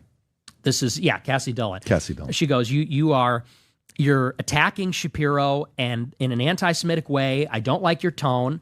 She said, and I really want nothing to do with you anymore. And so she blocked me on Twitter. And my whole friend group, who was with Daily Wire, Elliot Hamilton, Aaron Bandler, all these other writers at Daily Wire, they all blocked me. They would not talk to me. And then... Now, you guys all know each other. You've hung out on your friends. Yes. In what context do you guys hang out? Because you're not with Daily Wire. Right. So we would hang out at... we hung out at the Christmas party for the Massachusetts College Republicans that she hosted. And, Got it. I did her show a couple of times. So you did do her show on Daily Wire? Not on Daily Wire, on RSBN. Okay, she had a show. Okay. Yeah. And so they all block you. They want to have nothing to do with you at the time. Right. We're not on the same page. We're going different direction. Role of radicals, yeah. Would you do now allowing people they ban off the platform back on? Do you think Nick will be back? I think he will be back. I think Benjamin Owens is going to be back as well. There's going to be a lot of guys that I used to follow that are going to be back. Because right now, this is what happened. The right need to focus. I think the talk about Israel and the Jews is just a damn distraction. I don't even care, to be honest. It's a problem. It's a problem that can be dealt with momentum later on. But right now, my main concern is the migration. Illegal migration. That's my main concern right now. Especially a lot of these people that come from Muslim countries. It's just a problem. I don't want to hear anything about, because I think that Israel and the state and the Jews and all that stuff, it's just a distraction for what we can fix right now. Has she yet converted to Judaism or not yet? She's still a Christian at the time. She was. Stephen Molyneux, I used to listen to him a lot too. Yeah, great. I used to listen to him every day. Yeah, Stephen Molyneux. Yeah, I used to watch him all the time. Gun the conversion at that point. And were you seeing the evolution of... That's crazy. That's the old school, man. Wow. That is very 2016, 2017. Even Alex Jones, bring him back. Alex Jones was gaining a lot of traction back then. He even surpassed some of the lefties, the former lefty, channels. of that happening or I no? was, yes. Was she seeing somebody while you guys were talking or no? Yep. I don't believe she was. So, yep, Okay, but so- she's been to Israel a bunch of times. So why was she wanting to convert? Why was she? You're right there. You're right in the moment. You're right. I'm 37. So we probably in this. You're probably a Gen Xer, probably Gen Xer or early, late Gen Xer. I mean, early Gen Xer. No, late Gen Xer. Yeah, something like that. But yeah, we're in the same ballpark. Going through that process, what was her reasoning? Did she tell you? No, we never discussed it on an intimate level. So till today, you guys have never cleared it up why she became a... Never, no. Well, maybe she can send you an email because I want to know. I'm curious to know why that I do happens. too, yeah. Yeah, I'd want to know why that happened. Okay, so now when that happens, you're in August 18th. When's your birthday? August 18th. Bake Okay, Alaska, so- bro. Bake Alaska. He used to have very good. Bake Alaska. He used to have very good debate, and he was one of the few that actually managed to just get what's this dude? It's not. It's a white nationalist dude. I forgot with Tariq Nasheed. He managed to just get the white. I forgot his name, man. You know, Bake Alaska was very good when it comes down to Coach Red Pill. Rest in peace. Nah, man, that's sad. He got deleted in Ukraine, man. Those Ukrainians deleted him badly. Yeah, I'm from that kind of school of Red Pill and conservatism. So what's Nah, not Richard Spencer. I think he's a loser. He's a post. He's Richard Spencer. I think he's a coward, to be honest, man. He really doesn't stand for what he really believes. He's just he's not that good. He's just a poser. That's what it is. Richard Spencer, he had so great potential, but he became even crazy saying that he just support Biden and whatever. But then Biden wasn't supportive of illegal immigration. He's just stupid. The guy was nuts. the first emotion you're getting? You're by yourself. She tells you this. Everybody gets blocked. What is it? Is it anger? Is it resentment? Is it I'm going to get him? Is it vengeance? What's the first emotion you're feeling? I was stunned. I was honestly just shocked because, you know, the idea on the right wing is we're the marketplace of ideas. And so nothing's off limits and you're supposed to bring your best ideas and you debate them out. That's the whole program. Yep. And so to Iron get sharps such iron. a cold and frosty response, it was actually a little disturbing because it's like, you know, I slept over at her sister's apartment. I went to her Christmas party. We hung out. We disagree on this issue, which, by the way, isn't even an American issue. It's not like we had a falling out because I became some communist or anything to do with America. It's because I didn't support a foreign country. And I said, you know, even if we disagree on the issue, we can't even talk to each other or be friends personally. Forget about even professionally working together. I was stunned at how she turned into there was this transformation. And then I got angry, and I would talk about this on my show. I would kind of go on the show, and it made me lean into the issue because I said, clearly something is here. It's being treated differently than other issues. Yeah. Is that, would you say, at that time you're how old? 19 years old-ish? I was 18. 18 years old. Okay. Up until that time, have you ever been offended the way you were offended by Cassie? At that level, that kind of a pain, that kind of a... I don't think so, no. Okay, so that's the first moment where what do you mean? I'm just being reasonable. I'm just questioning things. What's wrong with that? Why do you not want to have a relationship? Because so that's the feeling you have at the time. Yes. So you're going in on it. You're getting stronger and more vocal. Who are you in your mind? Are you saying this is because Ben's in her ear? Who in your mind at 18 years old are you saying this is why she flipped? Who are you thinking about? I don't think I was thinking about it in that way. I didn't even really Exactly. Yeah, I don't think that's a good trait. I don't think that's a good trait. The backstabbing, the calling out name, I don't think that's a good trait. I know you want to expose people, right? I think exposing people is a great tool, but the backstabbing is not good. I don't trust that. have a concept of in what way they were organized. And by that, I mean the pro-Israel lobby or influence operation. I had no mental model of what that looked like. So to me, it just came across as groupthink. To me, it came across as that's a dogmatic plank of conservatism. And I didn't really see it as maybe proceeding from a higher level or anything like that. Got it. So, but are you at the time, Are you calling around saying, why did this happen? What was this all about? You know, are you asking your peers, why are they not talking to me? Was there from that moment to you having some sort of animosity? No, and also, it's just, I agree with you. The Judas and Brutus behavior is not good. You have to understand that politics is just one step at a time, man. But these people want to go from 0 to 100 right quick. They want to go with 0 to 100. We have a system, man. That system that is slow by itself.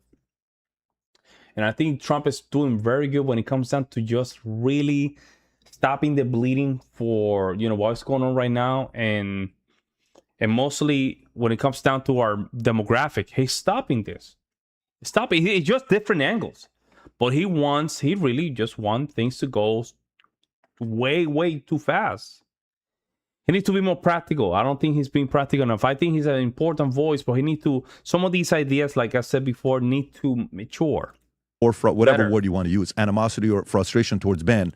Instead of saying Trump is not doing enough, just look at the evidence and say, you know what, it's not enough, but we're going to the right direction. Let's just go here. Let's just go to local politics. But what happened with a lot of these folks, they just talk about Israel.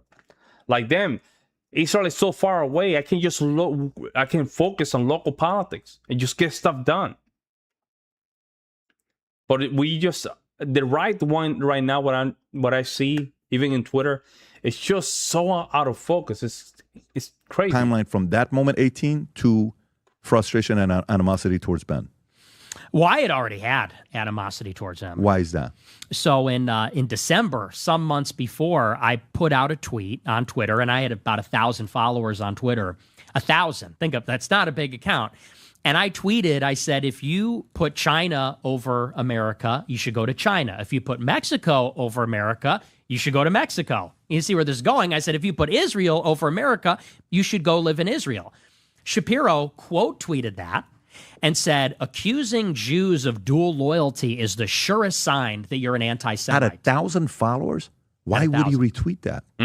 Someone must have sent it to him. Does he know anything about you at the time? Like, are you a formidable name in a circle that he would know about you? He had been tipped off about me because Cassie Dillon had filmed this debate I did on campus. Yeah. She live streamed it on Twitter, and he saw it. And she texted him and said, you got to take this guy under your wing. He's unbelievable. He's the next big thing. He's a little Trumpy, she goes, because they hated Trump at that time. Who was their candidate? I know there were DeSantis 2020, but who were they, 2024, but who were they during that time? In 2016, they were for Rubio, Cruz. Oh, Cruz was it back at that time. I remember that. Mm-hmm. Okay.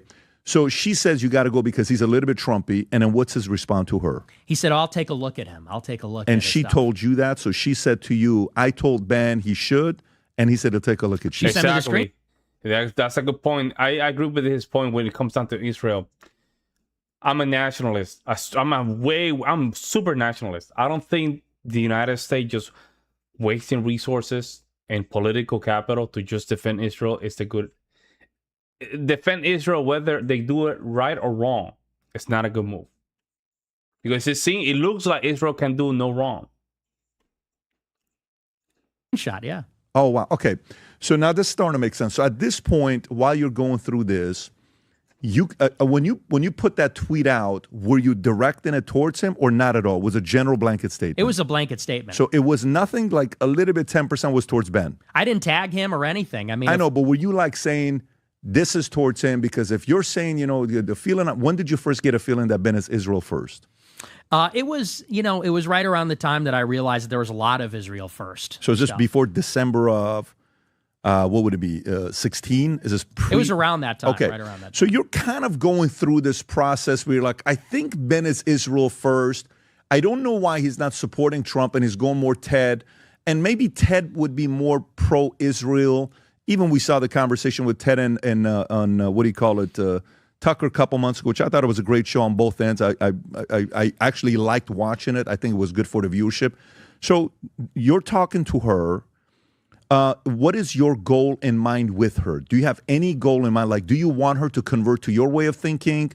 Are you trying to kind of tell her, man, listen, you're going to the dark side of where you're going right now? Is that kind of where you're going or not at all? I was just at that point, I wasn't even sure that I was right about any of it. I was earnestly asking. Got it. Okay. And saying why, like when I said, why do we give Israel this much money? At that time, that was not a rhetorical question. Because now it sort of is. When we say, why does Israel get more money?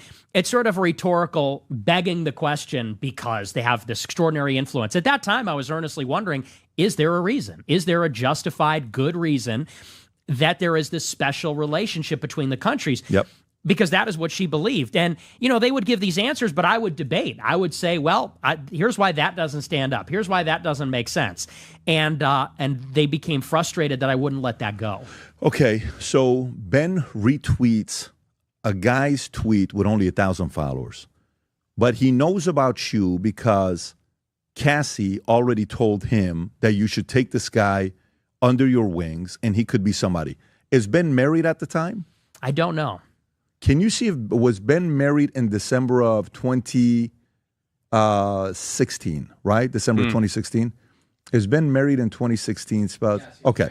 So he's already married. So he's already married. He's got his family. He's doing his thing. This happens. She steps away. You can't believe it. So that relationship is gone. Do you all of a sudden just go, boom, double down on it? On points against Israel? Is that kind of where it goes? Or are you still subtle about it? At that point, I was still somewhat subtle about it, at least publicly. When did you go full on? Because if I'm not mistaken, I mean, you saw like the arguments against Israel happened a lot in the last since October 7th, right? Mm-hmm. Charlie Kirk was sitting right here where you're sitting at in our other building, but in that seat. And it was 3 days or 4 days after October 7th. I think we were the first podcast he did where he actually questioned, how is it? He asked very fair questions. We're like, that's actually a very good question. How do you say you have the best intel, yet you're able to get them to attack you? You can't have one or the other, right? So innocent questions people are asking. I'm not speculating. I'm not saying anything. All I'm saying is it's a good question for us to ask. So it wasn't like he was being anti-Semitic. He's purely asking a question, right?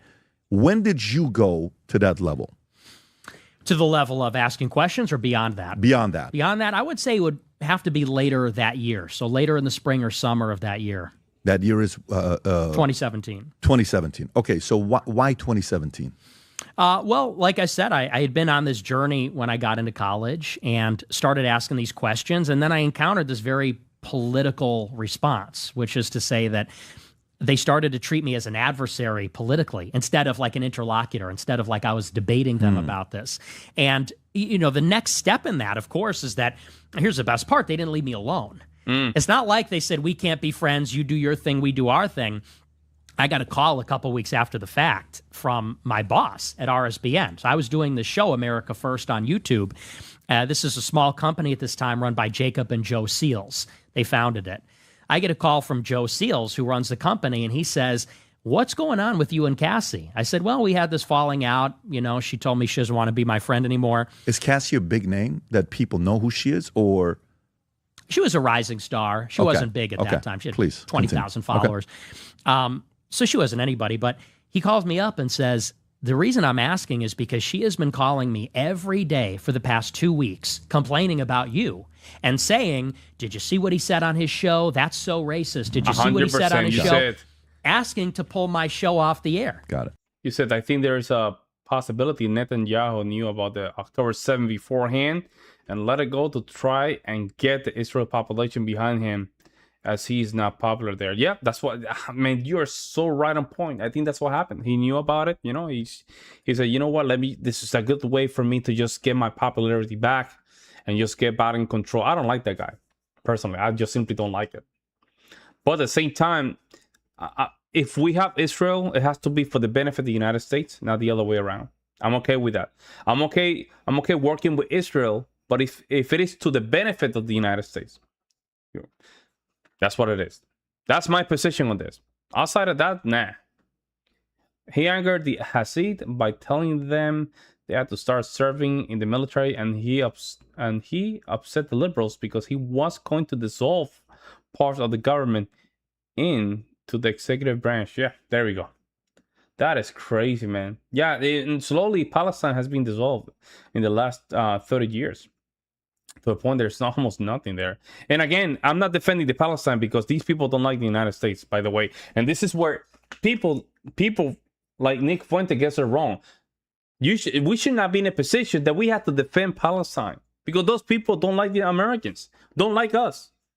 Those people don't like us either. They don't like us. They're Muslims. Not only they don't like us, but they detest the United States. They hate the Western world. They hate what we stand for. For him to just simply, simply support Palestine because it's going against Israel, it's a dumb move, guys. It's a dumb move. Why is it a dumb move? Because basically you're talking from both sides of your mouth. These people from Palestine, we have to bring them here if we support the Palestinians because they have to look for refugees. And then it was a couple months later that the first... Yeah, I don't get it. I don't understand why he's so pro-Palestinian, man. ...hit piece ever was written about me by Media Matters. And I strongly believe, and I believe there was evidence for this at one point, that she sent in a clip from my show to Media Matters for America, left-wing organization. Huh. So what is the worst thing you've said? At that time, what is the worst thing you've said? Have you said anything... You've said some crazy things. I mean, I've read some of the stuff that you said. Half the time, I don't know if you're doing it because you're trying to get under people's skin, if you fully believe it, or you're trolling. I don't know. Could be any of those things. Only you know what you're doing at that time when you're making certain comments. But what is the most vile, extreme thing that some people may say you've said up until that point that's causing Cassie to message Media Matters and others saying, you have to see what this guy's saying? Up to that point, and this was the subject of the article, I was talking about the Muslim ban. And I said the Trump Muslim ban, the travel ban. Yep. I said the First Amendment does not apply to radical Muslims. I said you don't have a First Amendment right to preach Wahhabist, Salafist ideology, that's the theology of ISIS. So you're defending Trump? Yes. Okay. Yeah, I think I saw that in Twitter, and that's why I wanted to react to this. I see. Yep. Yeah, and he said that Israel is a big threat to the United States, the Muslim. This is the most stupid take ever. Stupid. It's stupid. It's just basically talking from both sides of your mouth at this point. Like, don't you see that Muslims are being a threat? Don't you see that these people really don't like Christians? I think it's just a point that because you want to go against Israel so bad that you have to just double down to the support of Palestine. That's the worst thing you've said? That was the subject of the article. That was the worst thing So I'd you've said. not said... So why would she be against that, though? She was in favor of that. So then what is she forwarding to Media Matters for them to write? Because she knew Stupid state. Immature. Very immature.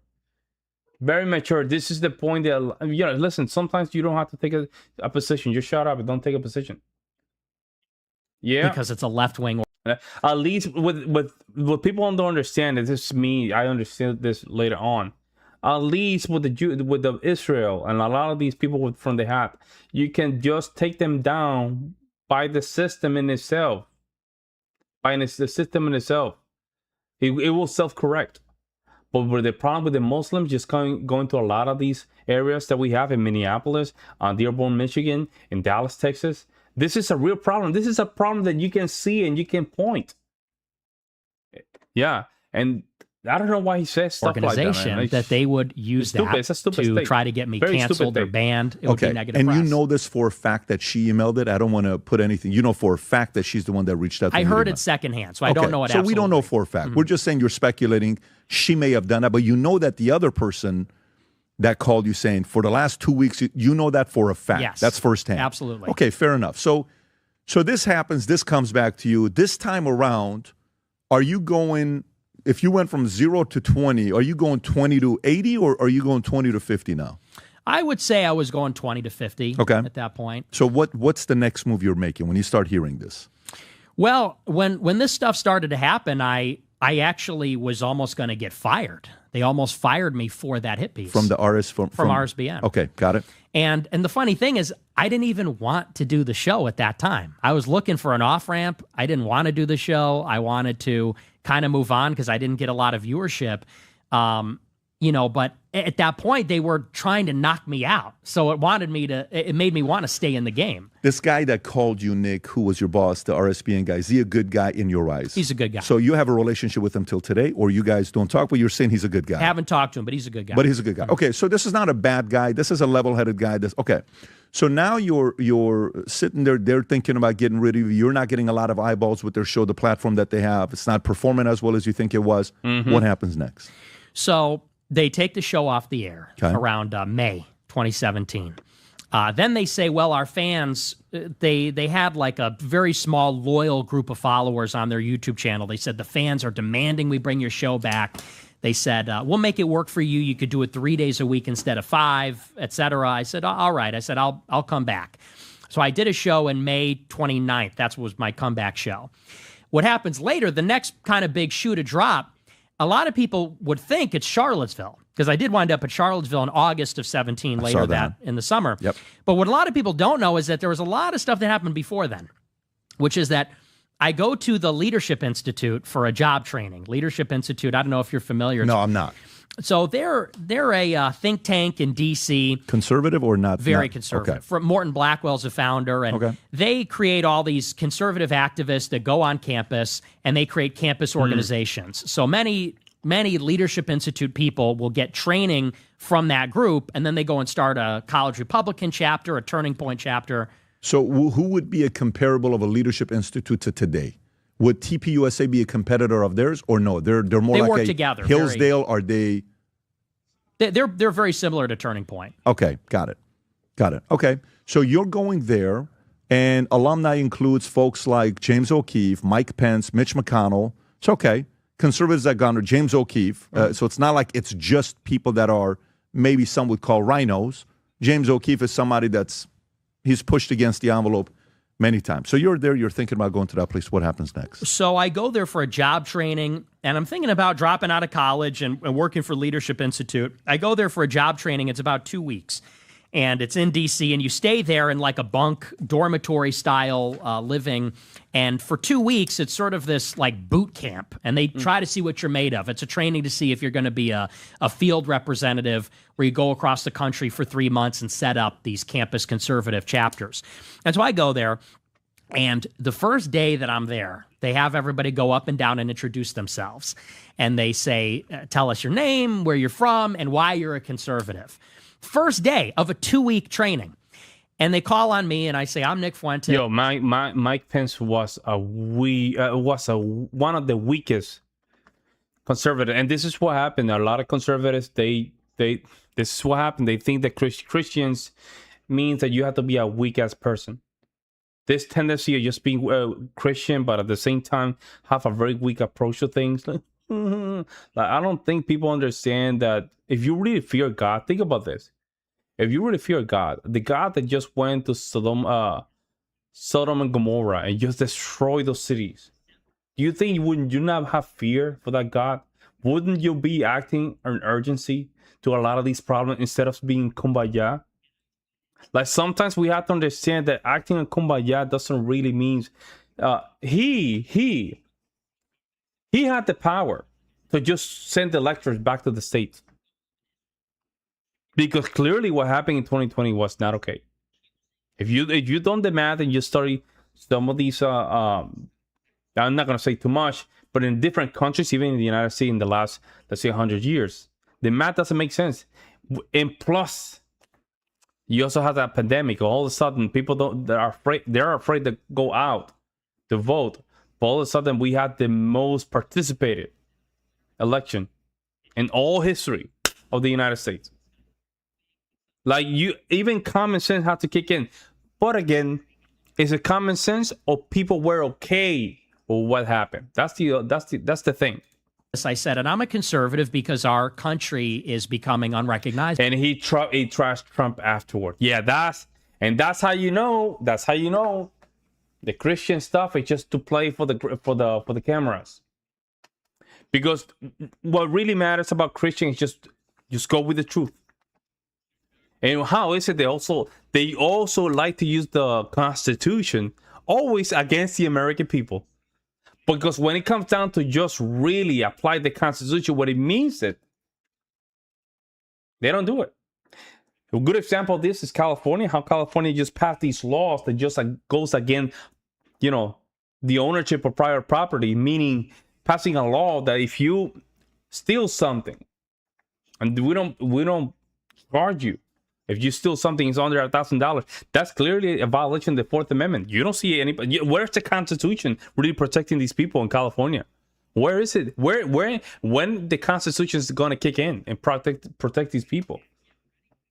Like, the concept of the Constitution really works when we are willing to just step in and do what is right. The Fourth Amendment, when they did nothing.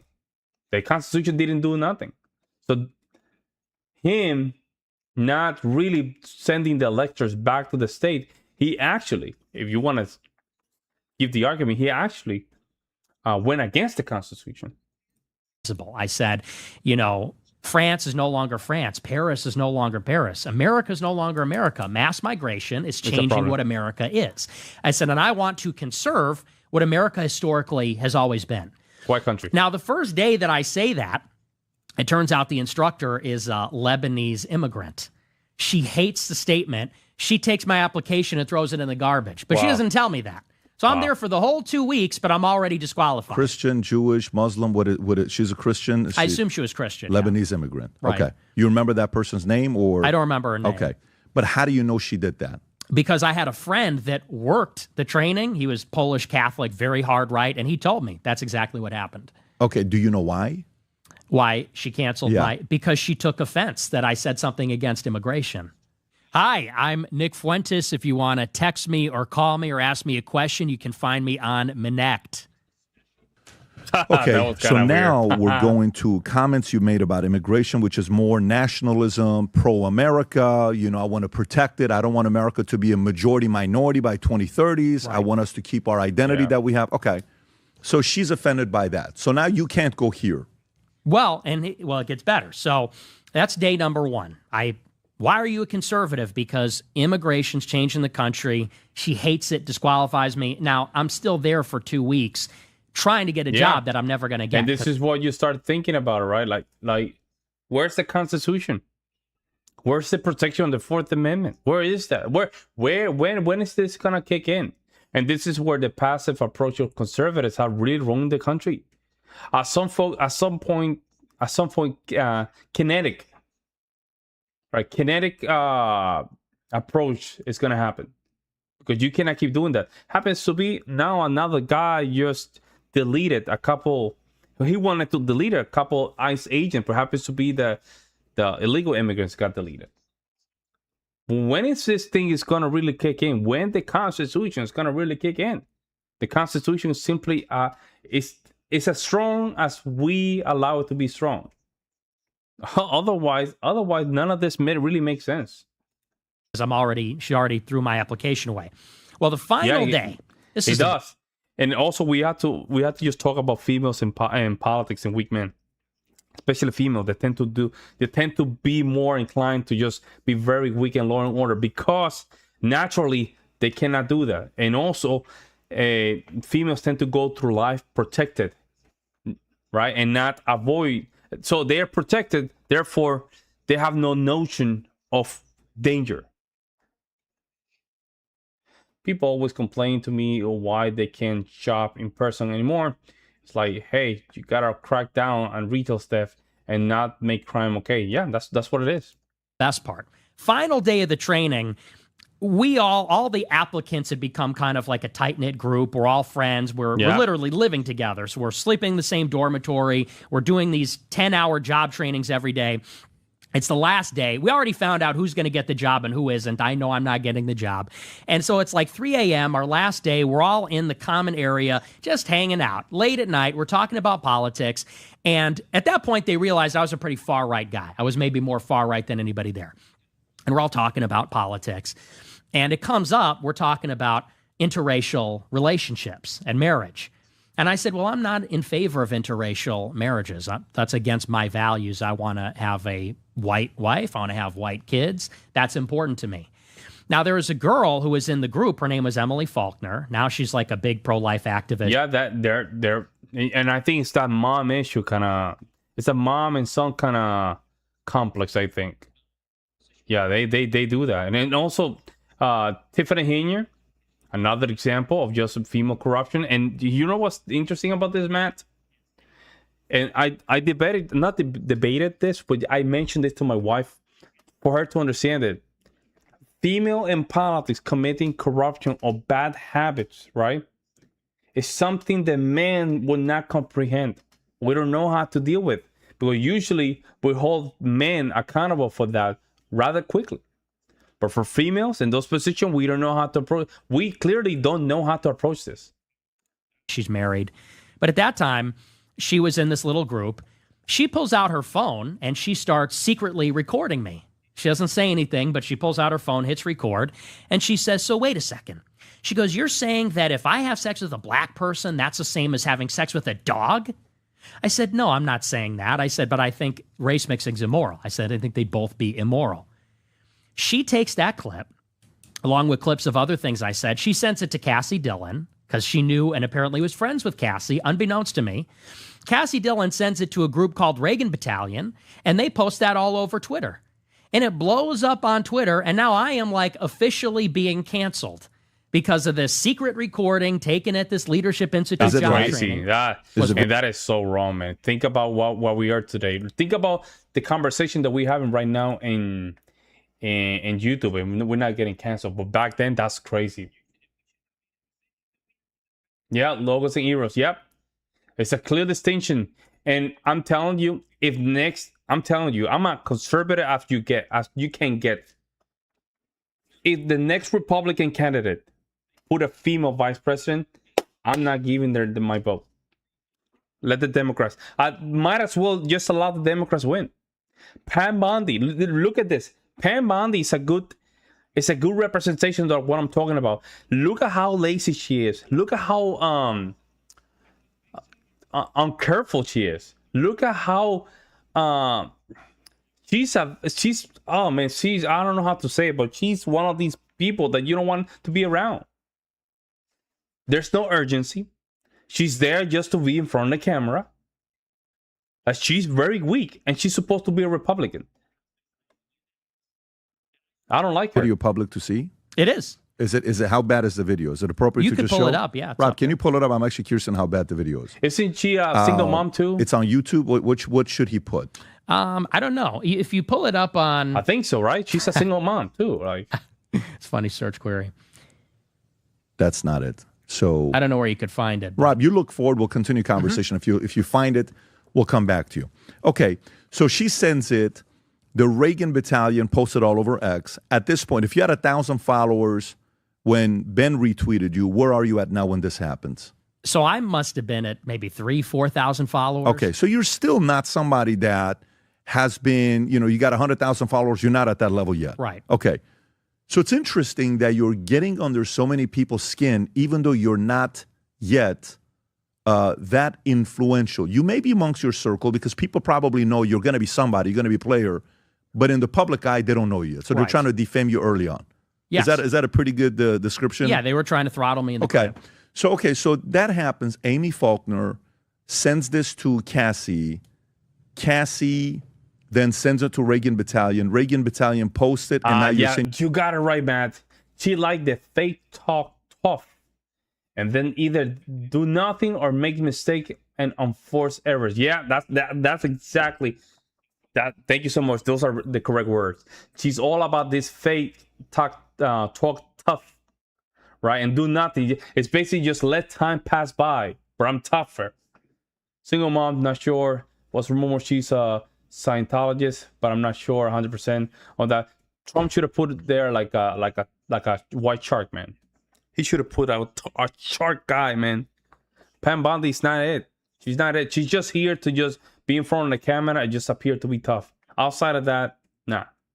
You're being canceled. Define canceled. So I'm being blacklisted from everything in the conservative movement. From CPAC, from Turning Point. This is when my name is getting the scarlet letter. I'm officially being kind of kicked out because they're saying, none of these people liked me and they were all attacking me on Twitter constantly. But this was the moment when they said, we got him. because this is how this worked back then. Now, obviously, everything goes on Twitter and everybody's controversial. But back then, you had a clip like that, which was perceived as legitimately racist or anti-Semitic, and you're kind of done for. And that's what they did to me. And have you yet? I'm sorry to interrupt you. Have you yet walked up to Ben with his kid crossing the streets with his family, or no? Not that yet? Was years later. That was years later. Mm-hmm. Okay, so this is good. Let's keep going with the sequencing. Sure. So that happens. If you went from 10 to 20 when she said, I'm blocking you, and a couple of the people at the Daily Wire did, then you go to 20 to 50 when you find out about the Media Matters and the messages being sent out to other places to censor you. Claims, but the other guy at RSPN called you saying, this girl keeps calling me, telling me what you said to cancel you last 2 weeks. That for a fact. Then this happens here with Leadership Institute. Then the Amy Faulkner situation, video going to Reagan Battalion. Where do you go from here? If it goes 10 to 20, 20 to 50, where are you going? Now I'm 50 to 80. Okay, so now it's like this is when you're born. Mm-hmm. And how old are you at this time? Just about to turn 19. Damn. So you're still 18, and this is what's happening to you. Yes. Damn, that's crazy. Got it. So what do you do next? So I have to defend myself. This video is going viral, and Ben Shapiro retweeted it, by the way. Ben Shapiro quote tweeted that Reagan Battalion video. 100%? Are you positive? 100%. He said, and what did he say? Correct. This is very concerning. Is that the video, Rob? Yes, sir. Can I see it, please? No families. Yeah, just go, man. Yeah, you don't have to go.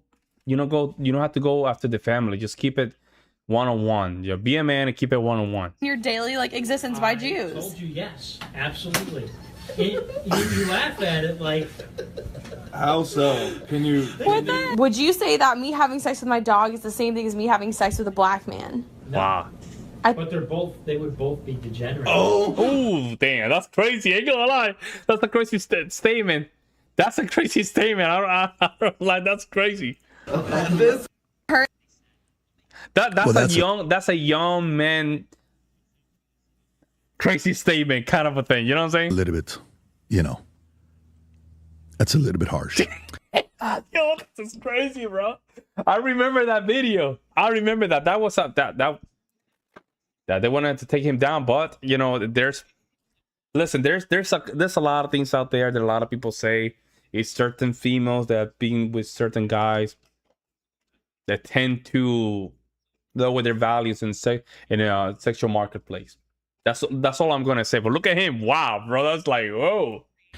Well, could be seen as harsh, could be seen as disrespectful. Yeah. If I I was thinking about this, but she also thought to make the comparison. The fact that she had to make that comparison tells you something, man.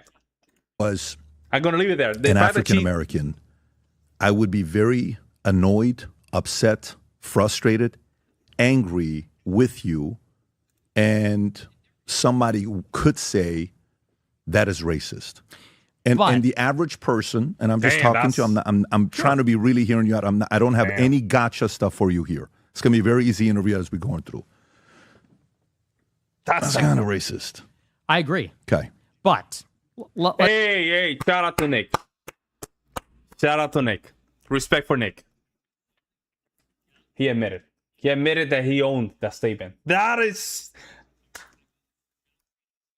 that respect. You see how he didn't backtrack it? No, not quite. No, he said, yeah, that was correct.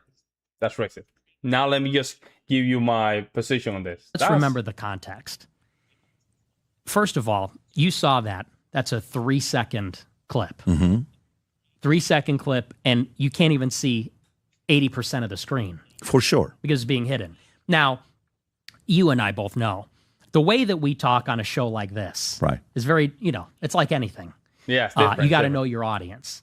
Now, that's a 3 a.m. conversation with 18-year-olds. I think that we're all talking about, we're all political people. By the way, you know what's crazy? Yeah, 3 a.m, we're in this limbo. The mind is not correct. This conversation, you start talking about weird stuff at 3 a.m, and all of a sudden you start entering into UFO conversation and your reptile stuff. You know what I'm saying? Like, I understand. I'm also with you there, okay? Because I'm not one that condones that behavior. I've told my kids, I swear to God, if I had a conversation with my boys last week, I said, if I ever hear you use the N-word, I swear to God, you're not going to like what I do to you. Okay, they were going to school. My kids were going to school, one of the best schools in Florida that has the highest SAT scores and the highest focus on math. The owner of that school's son says the N-word, who's a white guy, says the N-word. Yeah, like it's like, you weren't allowed to human off camera, so to speak. Yeah, I agree. It's the locker room talk, and it's this kind of conversation that you had, you know what I'm saying? Like, it is what it is. I'm not saying it's okay, right? But it's 3 a.m, you guys having some beers, and then all of a sudden you're talking about, stuff in the past or certain things, and it's just that conversation. And she did it with an agenda. You know what's crazy? That agenda actually exploded in their face. Because look at him right now. He's sitting with PBD. Father who owns the school, the board decides to kick his own son out of his school. Very weird situation that happened. So we're having this kind of a conversation. And one of my kids just went to Yale for 3 weeks for some summer camp that somebody else was holding in Yale. But he goes or comes back slightly different. Language. You're kind of hearing what's going on, right? And I'm 46. I can't judge you because during my time, Instagram didn't exist. Snapchat didn't exist. Now the stuff is YouTube didn't exist. Phone cameras didn't exist. And let me tell you, there's a lot of stuff we did at nightclubs and Army and videos were on the way we speak at 2 o'clock in the morning. Maybe not at this level. I've never said anything like this, but I understand that it's riskier. So at a young age, you have to be aware. Shout out to PBD, man. Wow, that was, what he did here is master communication. What he did here is to make sure Nick Fuentes defense. Come down. He probably just felt Nick Fuentes' defense coming up a little bit, that attention. He said, you know what, let me just tell him, like, you know what, sometimes we can go to those kind of extreme at 2 a.m. I did something similar, Very good from PBD. You're a very smart guy. You have to be aware that that kind of stuff gets caught. It's going to make it to public. So one, the responsibility. They're trying to destroy you early on. They try to destroy you. Is on you. But 2, you have a higher risk you're going through because you're part of the social media family. Females do not that social all the media time. Family, social media generation that we didn't go through at 46. Well, and I learned that lesson the hard way, but what is the lesson? The lesson is that this sort of thing, this is how political control is maintained. Yeah. Which is to say that we have a culture where you don't even have to do anything wrong. If you say anything wrong ever in public, in private, even if it's not inherently wrong, if it sounds wrong, someone might be secretly recording and use it to make you look bad and then destroy your career or your reputation. And this is enforced selectively. Like, let's keep in mind, take Shapiro, for example. And this is something I pointed out when this happened.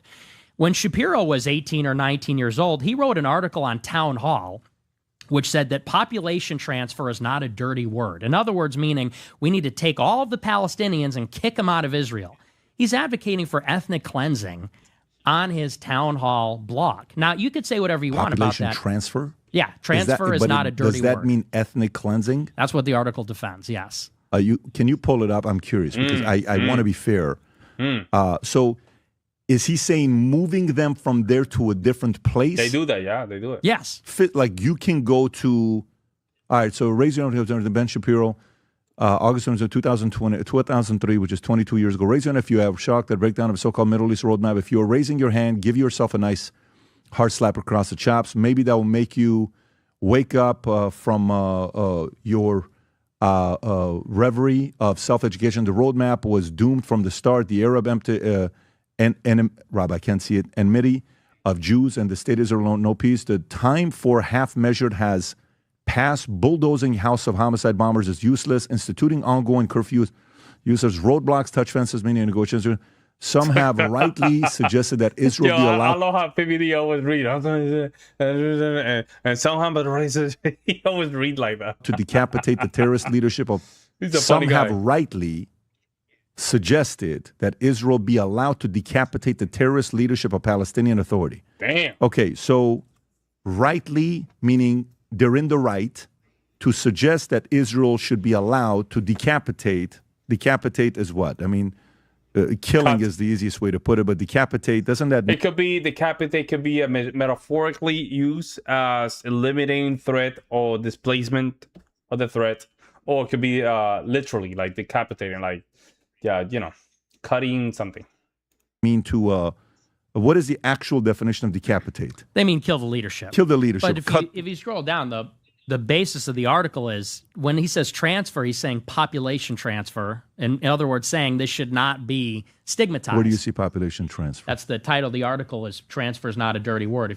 If you read the whole article, that's the whole. I want to read the sentence, Rob. Go lower. Half measure trans indicates some global. Here's the bottom line. If you believe that Jewish state has the right to exist, then you must allow Israel to transfer the Palestinian and the Israel Arabs from Judea, Samaria, Gaza, and Israel proper. It's an ugly solution, but it's the only solution, and it's far less ugly than the prospect of bloody conflict ad infinitum. The two populations. So, okay, can you go to ChatGPT and type in what does... Give me the word. What does the right to transfer? What was the word? Well, that's what the article says. He says remove the Palestinian Arab population from Judea, Samaria, Gaza. How do you interpret what he's saying here? You're thinking he's saying to kill them? He's saying to displace them, to take them and deport them somewhere else. Somewhere country. Else. Okay. And so to you... Hold on. It could be something else as well. It can mean something else like October 6th. Let's just take advantage of that kind of a thing. You see what I'm saying? Would you define that as ethnic cleansing? By definition, yes. But it's not ethnic cleansing, like just wipe them off the face of the earth. It's not genocide. It's not genocide. By definition, ethnic cleansing. Got it. Here's the point I'm trying to make is that is an extremely controversial statement. I mean, could you imagine if someone said whites and blacks can never live together in America? It's an ugly solution. We got to take all the black people and send them back to Africa. Right. That's racist. Right. It's racist to say Arabs can't live in Israel. We should remove them all. He wrote that under his name on a blog, but he never got canceled for saying that. But I got secretly recorded when I was 18 in a private conversation, and people say, and he himself quote tweets it and says, this is concerning, to amplify it to everybody in the conservative movement. That's what I say. It is selectively enforced. Yeah, but if he would have written this the other way around, let's say he's not a Jew, and he writes it about getting rid of Israel or making a comment about Jews, that would be the equivalent of saying having sex with a dog is the same as degenerate, the way you put it down.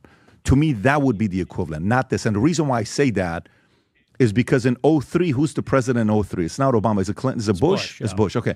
So in 2003, how pro-Israel were we in 2003 in America? Very pro. Okay, so this is a probably a 80% agreed message in 2003. Mm-hmm. You know what I'm saying? Yeah. So I'm just trying to time the temperature of when it was written. Like if he wrote this today, I am sure it's not going to be 80% support that he's going to get. So 2003, climate's different, fair. Continue, please, after what happened with that school situation. Sure. So I'm at this job training. They leak this out to Reagan Battalion. This goes everywhere. And it was in that moment I defended myself very strongly because they tried to use this clip. And by they, I'm talking about Ben Shapiro, Cassie Dillon, Cabot Phillips. Mm-hmm. They think they've got it, and now I'm canceled from the movement. So I took that, and, of course, they're expecting you to go out and apologize. They're expecting you to go out and say, I'm sorry, I shouldn't have said that. But I said, you know what? I'm not sorry because this is a political attack. This is not some kind of good faith, because you said the comment is racist, and what I phrase. To be honest, man, I'm telling you, when I'm very right wing in a lot of things, I'm so right wing to the position if you commit a crime and you murder somebody of a family, you should be a slave of that family and pay for the rest of your life until you pass away for that family. I'm that right wing, man. I'm crazy. The statement that you wrote, Matt. I will start now. Do it now. Basically, just we need to clear up some of the bad apples, man. Somehow. This liberal idea, it might be coming from the Enlightenment period, right? This Enlightenment kind of ideas where it's not allowing Westerners to move forward and just do the right thing and do the obvious, which is basically we need to clear up some of our areas here in our country. And something is just now allowing us to just move forward with that. Yeah, back then, the United States, if they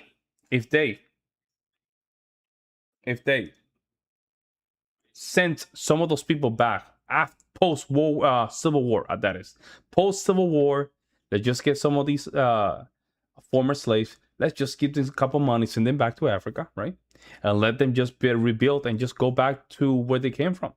And that way we don't have to deal with all this stuff. But of course, man, we have to create more problems for the government, right? More problems for the government. But so here we are. Is it that way if I was saying it in an official public capacity? No. But we tend not to do those things when we think we're in private, in confidence.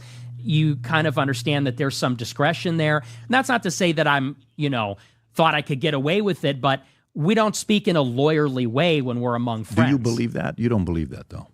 What? That it's degenerate? Yeah. I wouldn't say it's immoral. I don't know that I would say degenerate, but I would say it's contrary to my values. How much are you...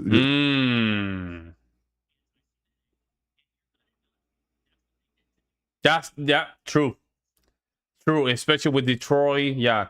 Detroit, Pennsylvania, all the Rust Belts. Yeah, I agree. You're saying that in that moment because you're trying to be a shock jock and you're trying to get attention. I wasn't trying to be shock jock. Think about the question that was posed. Let's just back. I want to know what you think about this. We're in a private conversation. A girl takes her phone out, starts secretly recording and says, "Is having sex with a black man the same as having sex with a dog?" Did you know she was doing that or no? I didn't know she was. Oh, okay. Yeah. Well, that was a curveball. Yeah. Yeah. You got. What is that to you? That's a setup. Nick, I'm talking to you in a way as if you're my nephew or my son. Not in a, don't take it as I'm this to you. I'm not doing that at all. I'm just talking to you as I'm new to this game. I'm a business guy. So I haven't been, when I hear the histories, I don't know everyone's histories. When you don't know what you're talking about, you're right. We don't know the history of everybody, but we're willing to learn. We'll talk to everybody. The way I see it, Nick, is one of my kids is very political, more than I'm political, but he's in the climate. So he's always, yesterday he's at the Charlie's memorial, and this was one of the most difficult days of his life. And to be honest, because of what cheap labor, I think that was a great opportunity for the Black Americans to just, become better, right? I think, to be honest, man, I'm telling you, there were a couple things that were a mistake. I think Jim Crow, in a way, was a good thing for the country because he just kept everybody in check. Not only, blacks, but also whites. Everybody was in check during Jim Crow. You see what I'm saying? I mean, there was a lot of things that I now go back and I'm like, man, this was stupid. We just got out of World War II and we were just afraid. That's what happened. We just simply were afraid of things, and we just want to just auto-correct this by doubling down or going the opposite way. Well, it's cheap labor, but that means that you gave opportunity to a lot of these Black Americans, and they start building families and have a better approach to life. That's not what we did, right? We just we went this post-1960s and liberalism took over, and then here we are. Passed away. I've never seen him. This is a very strong kid. 30 minutes on my shoulders going because of what happened with Charlie. He's sitting right there at the event, listening to everything for 5 hours, and he's loving it. It's not like, oh my God, I want to go home, I'm tired, can we eat, can we do this? He's all in it. The way I look at you and the way I look at Charlie is one of my kids is probably going to pursue this route, and he's going to go into politics. And I think you have an opportunity to mentor them to learn from the mistakes you made. Because whether you know it or not, you got a lot of kids that follow you, okay?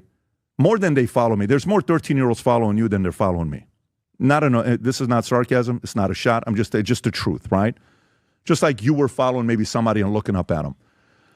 I think you got to be careful, but I also think it comes with the territory. Like when I was growing up, I was hanging out with gangsters in L.A., and I remember one day I'm in Vegas, 2, 3 o'clock in the morning, I'm in the street with a 15-year-old kid that's driving a car, and he's got a gun that I don't know he's got a gun. Guys pull up here to our left, handful of African-American guys. Where are you from, homie? Where are you from? He pulls out the gun. From New York. Boom, boom. I'm 15 years old. We're out there running in the streets of Vegas. Guess what? You got to be careful who you get in the car with. That could have been the last day of my life. Mm-hmm. Somehow I made it. I go upstairs. My dad see me. My heart's like shaking. That was the risk then. I don't know if so much of that is the risk today. The risk is what you just did. You got to be careful what you're saying. Well, and that comes with certain, backlash and responsibility. But I also think, and this is going to get me in trouble, I also think we should be forgiving. I also think we should be forgiven for Ben writing that as well as you saying it. I also think it needs to be like, listen, yeah, I mean, maybe he said this. I don't know his upbringing. I'm trying to find that mom, dad. I've seen some stuff with mom and what some of the stuff she said, and maybe it's the influence from grandma. It's not. It's Mark Levin. It's not like you had a racist person. I don't see that. But we also have to be a little bit forgiving, because if we don't and we stoke it more, you're going to get worse and worse and worse, right? The next person is going to want to get even more and more radical. Yeah, more radical. Let's go past this one. If you don't mind.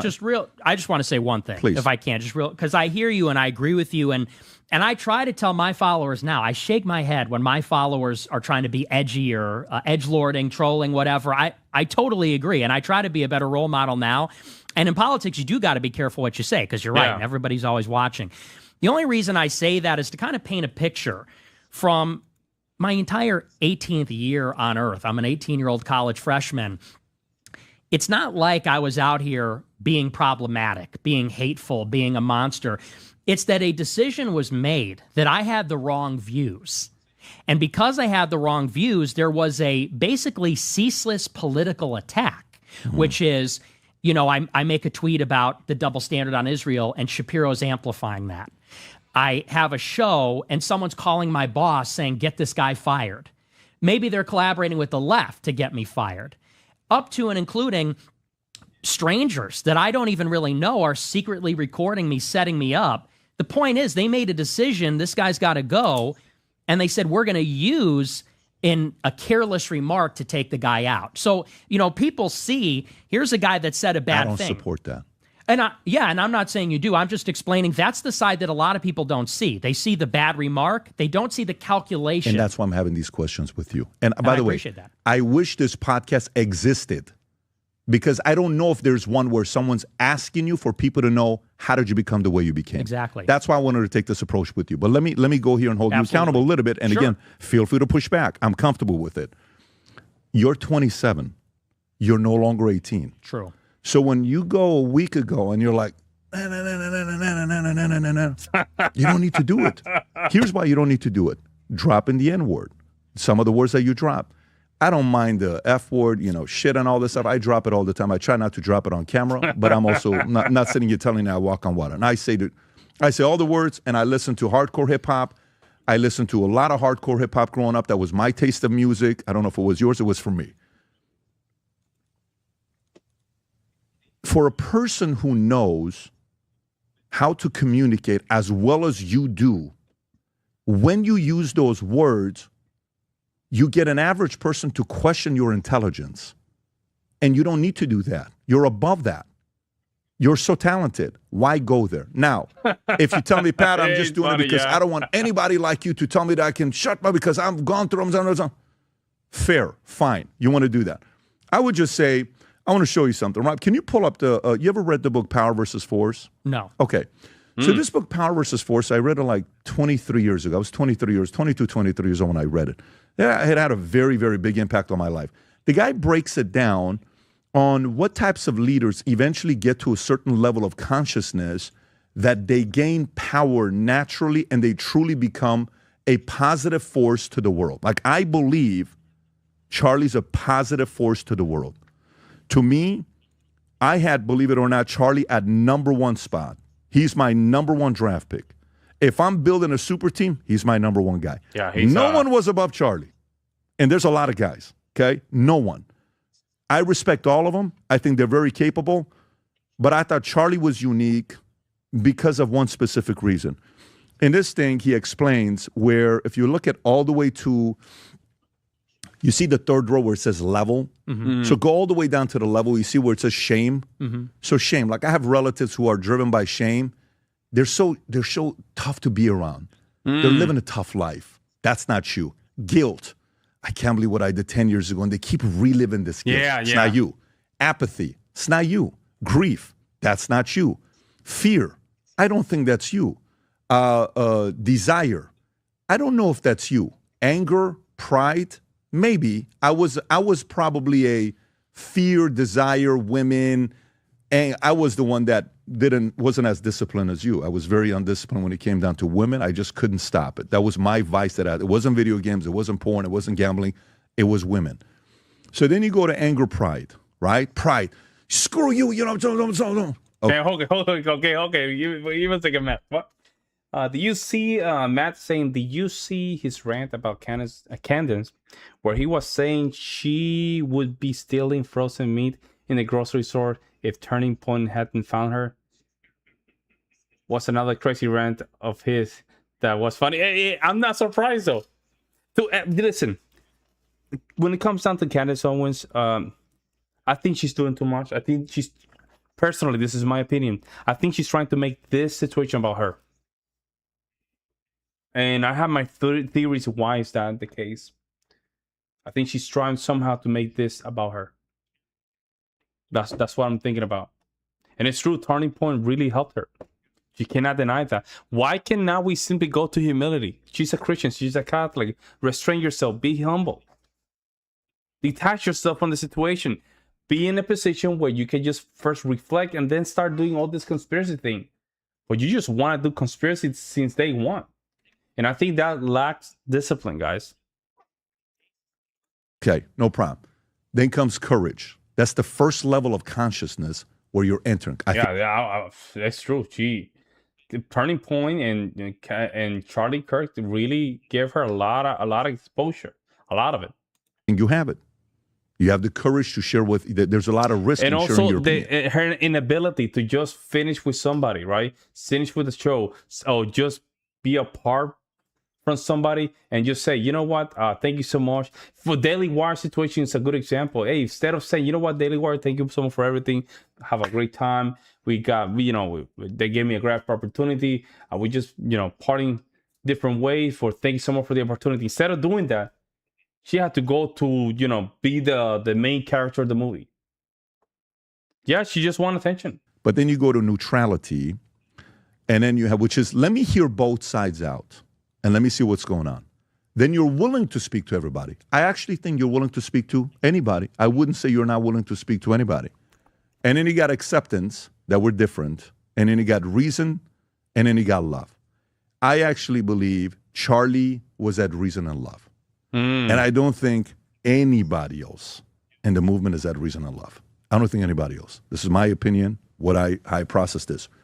When I watch you and I see what direction you're going and what your upside is, my only feedback on this topic that we're having, consider this feedback from a person who's never spoken. You and I, just so audience knows, how many times have you and I spoken? 0. Have we ever DM'd each other? Never, no. Have we had a phone call with each other? Never.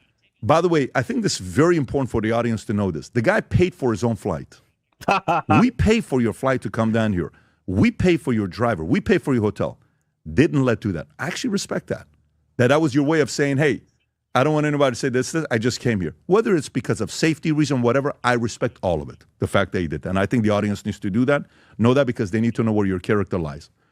All I'm saying is pump the brakes a little bit. And here's why. I wouldn't mind coming back to the story, but we can transition back to this because I still want to know the history. Let's go back on what happened this week with, not this week, 12 days ago, I think it is now. Charlie Kirk, right? And you know what clips are going viral with you. A month ago, you're calling out, what do you call it? Turning Point USA. And I don't know what you said, but you said it. You know what it is. You can fill in the context on what you said, right? I'm not going to play the clip. But you were saying something. It's the clip where you're at the top and the other one's at the bottom, right? What you said before, and now it's like, hey, listen, Charlie was a Christian. He was trying to do this. You were very complimentary about Charlie. Okay. And Charlie Kirk got assassinated. And you've had death threats of people coming to your door, right? And things happening. How much has the last... Great point, Matt. she just went hard, you know. Yeah, she shifted so much against Charlie Kirk. Like, I didn't understand, man. Like, it's the lack of humility. She clearly has a lack of humility. At some point, you have to back off and just, the best way, it's like, you know, when you're trying to just get a new job, they always ask you about what happened, why you left the job, or, you know, why you're leaving, why you're changing for your current job. The secret of that question is to basically not to trash talk the other company that you're leaving or you left. But you just bad mouthing everybody. That's not a good look, man. 12 days. Because, you know, at first they're like, well, you know, it's Israel. You're like, it's like it's all about themselves. It's not about the cause, which make their stance and their presence very weak. No, it's not Israel. You're actually a person that I would have thought would have been the first to go there. You actually said, no, I'm not going there. You know, Charlie, Nick is a Fed. All right. This person's CIA. All right. That kind of went away. Didn't have a long lifespan. It's gone. Hey, it's the Groypers that did it. You know, it's it was out of the 13 questions, 11 were Groypers, whatever the number was. I may be wrong. I don't want to, go fact check me on what the numbers, but I read somewhere that a number of the people that asked the question were Groypers. Groypers asked me a question when I was at Amphis, when the guy got up and said, how come you've never had Nicholas J. Fuentes on? And I said, he's got to stop saying the N-word. And this is when you kind of came back and reacted to the video. How are you processing this with Charlie Kirk? I've seen the tweets, I've seen the videos, but how are you processing this? Well, on a personal level, it's terrifying, you know, because he was out there and he got blown away doing what we all do, which is a public event or something like that. And of course, the same thing happened to me last year. Somebody came to my door with a gun while I was doing my show and tried to kill me. And so you realize we do really have a problem in the country with this kind of violence. That was kind of the first level. My first reaction is I didn't know if this was some lone nut job. Is there some kind of coordinated attack? If there would be copycats or something. But then on a deeper level, and people are calling me a hypocrite because I had complimentary things to say about Charlie, even though he was my adversary in politics. But I don't see it as a contradiction. I disagreed with him. I still disagree with the things he said. And my views on him from a professional point of view hasn't changed.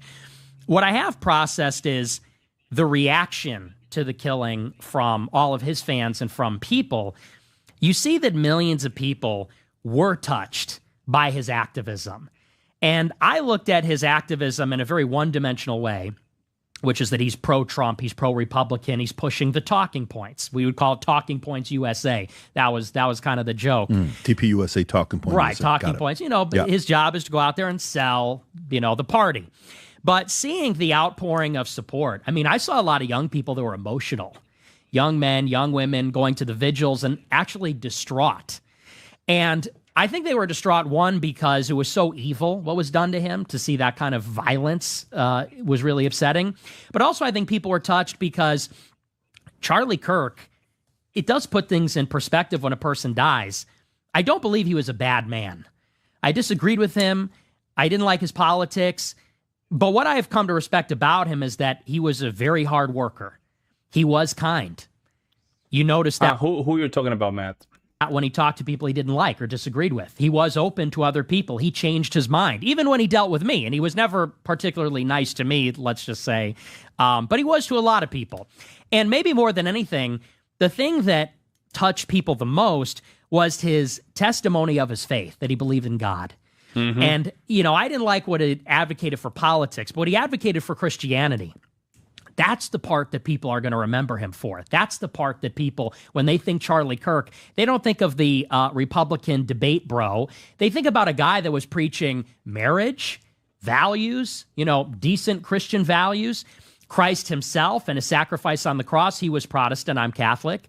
And when they held the memorial yesterday, I'm going to tell you the truth, I thought there were things about the memorial that were distasteful. But one thing that was exceptional about it is the way that the name of Christ was proclaimed to everybody. And I think that, you know, when you see someone die like that, the reason it's jarring for people is because we realize that we're all going to die. Suddenly, unexpectedly. And like him, he's 31 years old. Nobody expects that a 31-year-old with that kind of money and influence is going to die all of a sudden. He had plans. He was going to get on his private jet and fly to do another event some other time. Nobody expects that you're going to die, someone like that at that age. And when you see someone like that cut down so viciously, you realize how life is so fragile and it's so temporary and it's so short. Any day we could all die. And what that then naturally makes us think about is, well, what does it all really mean then? If you could get stopped in your tracks at any time like that, what actually really matters in life?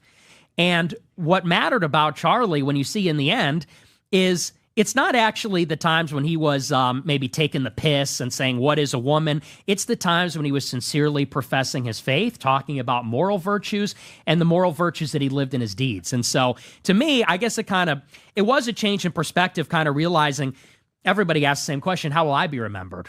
When we get unexpectedly killed or when we die or when bad things happen. And it's a challenge to kind of live every day thinking, could today be the day? And what did I do on my final day? How did I act? Did I tell the truth? Was I courageous? Was I kind? Not just to my friends and my family, but also to my enemies. So I think it brought people to the center a little bit, centered in a spiritual sense. Did you at all watch it yesterday where you had moments of sitting there saying, thank you, baby. This was a good guy, man. Shit, I wish I would have changed the approach with our relationship. Did you at all have that moment? I don't know that I would have changed my approach because politics is vicious, and that's just the game. Very he was vicious to us. We were vicious to him. But I do think that I harshly judged him. I think when anybody dies, you feel that way. And I think especially since he died, you look at him and you realize this guy was not actually the worst guy in the world. He was kind of my nemesis in a way. And maybe I was his on the right wing. But I realized that we had so much more in common than we disagreed with, actually. So do you think when you hear the statement, let's find a way to lower the temperatures, do you in your mind say, shut up with this lowering the temperature bullshit. Stop it. Lower the temperature. Do you know what's going on? Do you hear that message now and say, maybe we got to lower the temperature? Hey, maybe if I got all these young guys that are following me, how Christ-like am I being? What am I? This whole WWJD, I had a call with somebody 2 days ago. I won't mention the name, but also very talented and capable. Very. Person I believe in tremendously as well. And we also, have had a challenge. But I said, listen, every time as I'm going through this, and I'm out there, I took my kids. Everyone's like, don't take your kids to, what do you call it, the Charlie's and I said, no. I'm taking my kids. I believe in God. I have faith. And if I move forward with fear, what a coward. I'm a leader. I'm a leader amongst leaders. We're going to go there. They sit there proud. We're good. Of course, we make the investment for security and all that stuff, but we got to go. We can't change our life dramatically where we're seen as being cowards, right? Mm-hmm. We're never going to do that. This is America. It's the greatest country in the world. I'm going to do my part. My life has changed because of God, Jesus, America. I am the luckiest human being alive. That is my feeling, the vibe that I have, right? But when you hear the words, we got to lower the temperature, what's the first thing you think about? I think it's kind of just a wrong perspective on it because, I'm an intense person and I think that this is a decisive moment for America. Mm-hmm. And, what really made me beside myself is not necessarily that someone killed Kirk, because there's a lot of crazy people out here that unfortunately do carry out acts of violence. It was that there were like 100,000 liberals who are in their right mind that were celebrating, that were glib about it, that crashed vigils, that danced, that laughed, that mocked it, that said it was a good thing, he deserved it. And you realize that it is a battle between good and evil. And I don't believe that when you're fighting evil, you lower the intensity. I think that we must very intensely fight evil because we have to win. If we lose... Great point. I'm glad that he said that. This is what happened. Oh, no, they get very, I don't know, we should just... No, bro, this morning, these lefties, they just deleted a couple more people. At some point, you have to meet the devil where he's at. You have to meet him where he's at. And he's right there at your door. What are you going to do about it? At some point, we have to realize that we have a problem. And by we, I mean decent people they're going to hurt us and they're going to destroy the things that we care about. So for me, it's not necessarily about intensity. Temperature, I would say intensity. I think we should all fight for what we believe in intensely every day. I would change it and say it's really a question of love and hate. It was a hateful action to kill Charlie Kirk. It's a hateful action to celebrate. I think that we should be intense, but we should also move in love. And what that means is, I said this on my show, people kill each other with bullets and literally murder each other and take their lives. We also kill each other by destroying each other's reputations. When we lie about somebody, when we gossip about somebody, when you go and actually do the examen of conscience at confession at a Catholic church, and you go through all the different sins and you say, because you have to contemplate, you have to confess everything, every mortal sin, you have to confess all of it. So first you examine it systematically. Have I done this? Have I done that? And one of the violations of the commandment, thou shalt not kill, is gossip, detraction. It's attacking somebody with a lie. Because that's a form of killing somebody in a certain sense. It's a form of damning somebody. And so I wouldn't say we need to lower the intensity, but we should always move in love. And by that, I don't mean some kind of like new age and move in love, very vague and non-specific. Totally. But I mean, we should want what's good for everybody. We should will the good for us and also even for our enemies too and for the whole country. And so that's why I said my first reaction when I did my show, a lot of people said, well, we now got to go and kill two of theirs. They killed one of ours. Now we need to get violent. Now we got to go and pick up arms. How many's too many? I think there were, not anybody notable, but I think there were a lot of people that were thinking that. Yeah. On the conservative side. I think so. Yeah, there was a small minority, right? There was a couple of videos and people just losing it. And they wanted it to basically just go in. But they didn't have the will to do so. You see what I'm saying? They were probably so angry with themselves that they wanted something. They wanted justice. And they wanted to take justice in their hand, but they never did. You think so? I do. Are you saying groypers, or you're saying like what part of that? Because are you saying groypers? No, absolutely not. You're saying just conservatives, period. I'm saying, yeah, I think that, do you think that after people saw Charlie Kirk get murdered, there weren't at least some people that said, we have to match the left? Perfect. I'm glad you brought that up. So my initial reaction, I'm a very bad person. Very. Initial reaction is vengeance, right? That's normal. Initial. But, that's the part where, there's certain people that will come say stuff about me. They say it all the time. You've got money from Assad. We don't do sponsorship money here. We haven't taken sponsorship money for 2 years. The only thing we take is AdSense, and that's what YouTube does. We don't pick and choose what it is, right? But they'll say stuff like that. Doesn't bother me, because it's like, if you fight it, they're going to do more of it. So what are you going to do? That's what bothers them. Let me keep going. Nah, I'm good. I'm going to do your part. Maybe if I was in my 20s, I would constantly fight that over and over and over again. I'm not. Correct. I think everybody did, yeah. I also think there's a moment everybody was feeling that way, yeah. Yeah, you put it like that, yeah, everybody. I felt some kind of way. But I knew picking on arms and just going physical was always a bad move, because it's not, I don't want to see moms and dad just passing away, I don't think that's good. But the way to, because we do have a spiritual battle. The spiritual battle is real. And we had to first admit that. In order for us to even go against a war or something, go in favor of a war, we had to admit that the spiritual battle is real, and a lot of these people are just basically have demons on them. You can see them. They're just demons manifesting. Where we have a moment, I feel like within the conservative party, there's a lot of different gangs, okay? In a mob, if you go study the history of the mob with Lucky Luciano, when they created the commission, all these different families came together, right? It doesn't mean we're buddy. Hey, how you doing? Everything's good. That's not what that means.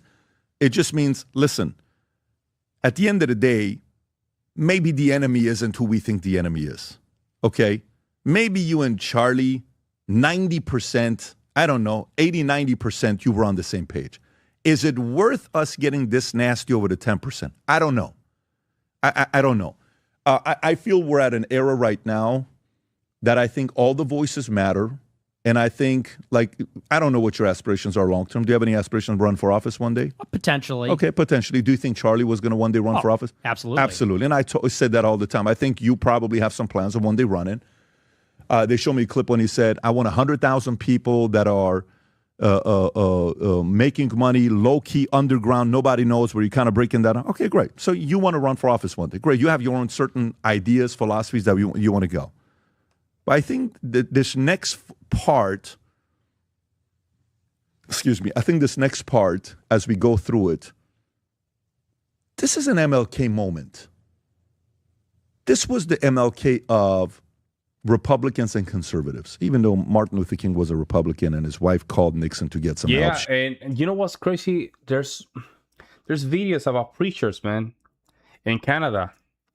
I don't know the name of the channel. It's a guy that just like to preach in Toronto, and every time that they have a Pride Month party, not party, but the Pride Month stuff, and he's preaching, these people start screaming like just those are demons. So the Westerners, they avoid the most important aspect of a human soul, which is spirituality. Say there's no such thing, and guess what happened? We became weak. We became very degenerate too. All of a sudden, we have our own daughters just selling themselves in OnlyFans, and we think that's okay. That's how insane the Westerners have become. That is. We avoid our own religion just to be okay with others, but then those other religions are not okay with ours. But therefore, they want to conquer us and not give us the opportunity that we're giving them. That's how stupid the Westerner has become. They didn't call back, and then he called John F. Kennedy. She called, and then that's when they flipped. I'm going to be a Democrat, and then next year, and then you got Barry Goldwater, and the whole thing is a mess. African Americans were conservatives for many, many years, statistically. My question for you is, how is your approach going to change moving forward? Are you still planning on going all out, aggressive? Because you said love and hate, right? Are you still trying to go with that part? Like yesterday, Trump said something, I don't know if you caught it, you probably caught it, when he said, I hate my enemies. I hate my enemies. I don't know, Erica's probably going to come talk to me afterwards, change my mind. You got to love the guy that he talks like that, right? You guys got a little bit of that similar style of things that you guys do. But I do think deep down inside he's loved today. I do think he's loved today. What's going to change about your approach? Anything, or are you planning on being the same? To be honest with you, I don't think there's much that needs to change. I mean, we all have a battle that we fight every day, I mean, like you said, your first reaction when you saw him go down was vengeance. And, no question. And especially when you do a live show, so many of the things I've said that I regret or are unfortunate things, it's things that you get whipped up talking about something you're passionate about, and out of anger, something like that, you take it too far, you say something careless. And so, to the extent that it's a reminder of our mortality, I always try every day to keep it truthful, and to make sure that it's coming from the right place. I don't think we should be emotional. I don't think anger, and I agree with you, the chart that you showed, we shouldn't want to be angry. We should want to be prudent, and we should want to be thoughtful, and we should want to act out of rationality as opposed to emotion. And so to the extent that Charlie Kirk died, how it affected me, I'm going to try harder to move in that way. But I think I've been tending in that direction for a long time. Did he inspire you? Was there anything about him that inspired you? Yes. The one thing that he inspired me about, because I did not like him when he was alive, I'll be honest with you. The one thing that inspired me is this guy was a workhorse, and I respect that, because I have a hard time with discipline. I'm not the most disciplined person when it comes to hard work. And this guy was a beast. I mean, the stuff that he did, working morning to night. Charlie Kirk, when it comes down to work, he was on it. He was right in the money.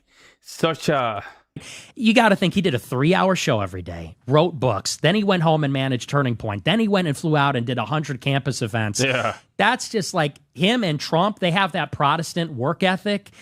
And I know you're a capitalist, you're a businessman. There's nothing I respect more than people that build, people that work hard. That's noble. That's good. That's a virtue. Good, yeah. So that was very inspirational to me. Then a smile at the end, and then they have a smile. I want 3 more hours with you because I got so many questions. I'm getting so. What do you think about Thomas Russo? Is there any thoughts you have Thomas Russo? Yeah, I actually watched your show. What did you think about him? I think he's very disciplined also. Very composed, very disciplined. But Russo. I just don't like that type of activism. I don't know how productive that is. What did you disagree with him on? He is a ideological racialist. And I believe that goes too far. I'm a Catholic. I don't know what his religious views are. I think there's a tendency from some white nationalists to idolize race. They believe that race is the highest virtue. As a Catholic, don't worry. This live stream is gonna be on my channel. Don't worry about it. Catholic, I do believe there's a universal community of human beings, that we are all human in a fundamental way. And although I do believe that race is real, I also think we're all humans also. So I would say he's more racialist than me. Mm-hmm. And I also think that from an ideological point of view, from a professional point of view, I just do not support that type of activism. These provocative marches where they're not getting in people's faces, but it is intended to provoke. It is intended to be transgressive, and I don't know how much I like that. He was also interesting to get to know, and he was very good in the way he communicated. His style is very different than yours. He's very, the way he speaks is more here. You're more animated. You have a very smooth style of delivering your message, but actually wanted to know this guy to see what drove him. Your opinion of me. I'm Middle Eastern, married to a white girl, okay? I'm from Iran, Christian guy. Mom's a Christian, dad's a Christian. Mom was a communist, dad was an imperialist, went to Germany, refugee camp, came to the States. Do you think there should be more opportunities of guys like me to end up here, or do you think it's better off for America, purely based on odds, to minimize more of me coming to America? Well, I think that the most important thing to consider about immigration is it's just the volume. It's the numbers. Yeah. I don't have a problem in principle with immigration at all. If we brought in 1 million, or maybe not 1 million, but if we brought in, let's say, 300,000 people every year that are like you, that are intelligent, that are productive, that are going to be generative, I don't necessarily have a problem with that in and of itself. The problem is that for 30 years, we bring in 2 or 3 million people per year. The foreign-born population has doubled. We brought in 50 to 60 million people since 1990. That's just too many people. And how I would distinguish it is that we're bringing in so many people that it's fundamentally altering what America is. You go to Miami. Miami's like a Caribbean country. It doesn't even feel like America. It feels more like Costa Rica or something. You go to New York, LA, it doesn't feel like what America used to be, what America is distinctly. And that's what I have a problem with, that pretty soon everywhere it's going to be so diverse, linguistically, ethnically, religiously, that you can't even say America is anything. Like the mayor of Minneapolis, he's doing advertisements in Somalian. What is that? Yeah, they had the cop badge is now in Arabic. I don't know if you saw that or not. That's at Dearborn, Michigan. And I don't know how... there's so many things I would like to say. It's just the stupidity, man. The stupidity of some Wookiees, man. It's just for... I think their mission is just for self-deletion. I don't know how we even allow Islamic people to come here. It's just... I don't know, man. How do you feel about that? I think that's horrible. What do you think about between the two communities, Muslim and Jews? Which one concerns you more? Jews, for sure. Tell me why. More powerful. There we go. And he's wrong here. He's wrong. Again, this is the monster that's going to be hard to reach. It's a bad approach. He should say, I'm concerned about Israel, but right now we have to tackle Islam. You can tackle Israel easily by the long game. You can do it easily. Right now, the worst threat the United States currently has is third world immigration and Muslims, Islam. That's it. Bad take. They're more powerful. So more powerful in a way, you're talking the fact that they have money, finance, Hollywood. Is that what you're... Yeah, they have more position in American society. And how do you think they got that? I think they got it because they're they are extremely connected. They're a transnational entity. You know, this is how the Rothschilds got started. Their superpower is that they live everywhere, and they have their Jewish identity supersedes their local identity. So but Islam is the Muslim take over. None of this will really matter. It doesn't matter because they don't even respect Western value. They will not. I mean, this is stupid. This is a bad take from Nick Fuentes, guys. You talk. Israel is a problem. I understand, but right now we have a bigger problem, which is called Muslims and in third world migration. That's it. If we're not focused on that direction, we're just wasting time. Jewish person in America or in Germany or in France or in the UK, they can all talk to each other and work together. Do you think that's a bad thing? Not in and of itself. It is detrimental for America, though. Is it detrimental, though? Because, I'm a Syrian, right? Mm-hmm. And I wish Assyrians were more like this. Mm-hmm. And let me tell you why I relate to them. We don't have a country.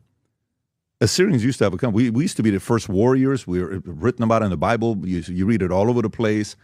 You know, the history we had, the things we invented. And then we became a little cocky. And God came in and was like, listen, man, relax, Assyrians. You ain't going to come and be the king of the jungle. It's me.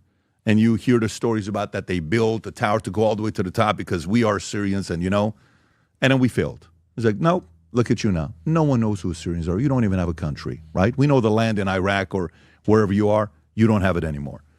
I think when a community becomes too cocky, the man upstairs is going to handle that himself, right? But in a sense, when you see they went from a small community to have this much influence, mm-hmm. Isn't that almost impossible for them to pull off? Like, isn't that... So it either produces one of two things. I'm not intimidated. I'm not a guy that is envious or jealous or, oh my God, that guy's richer than me.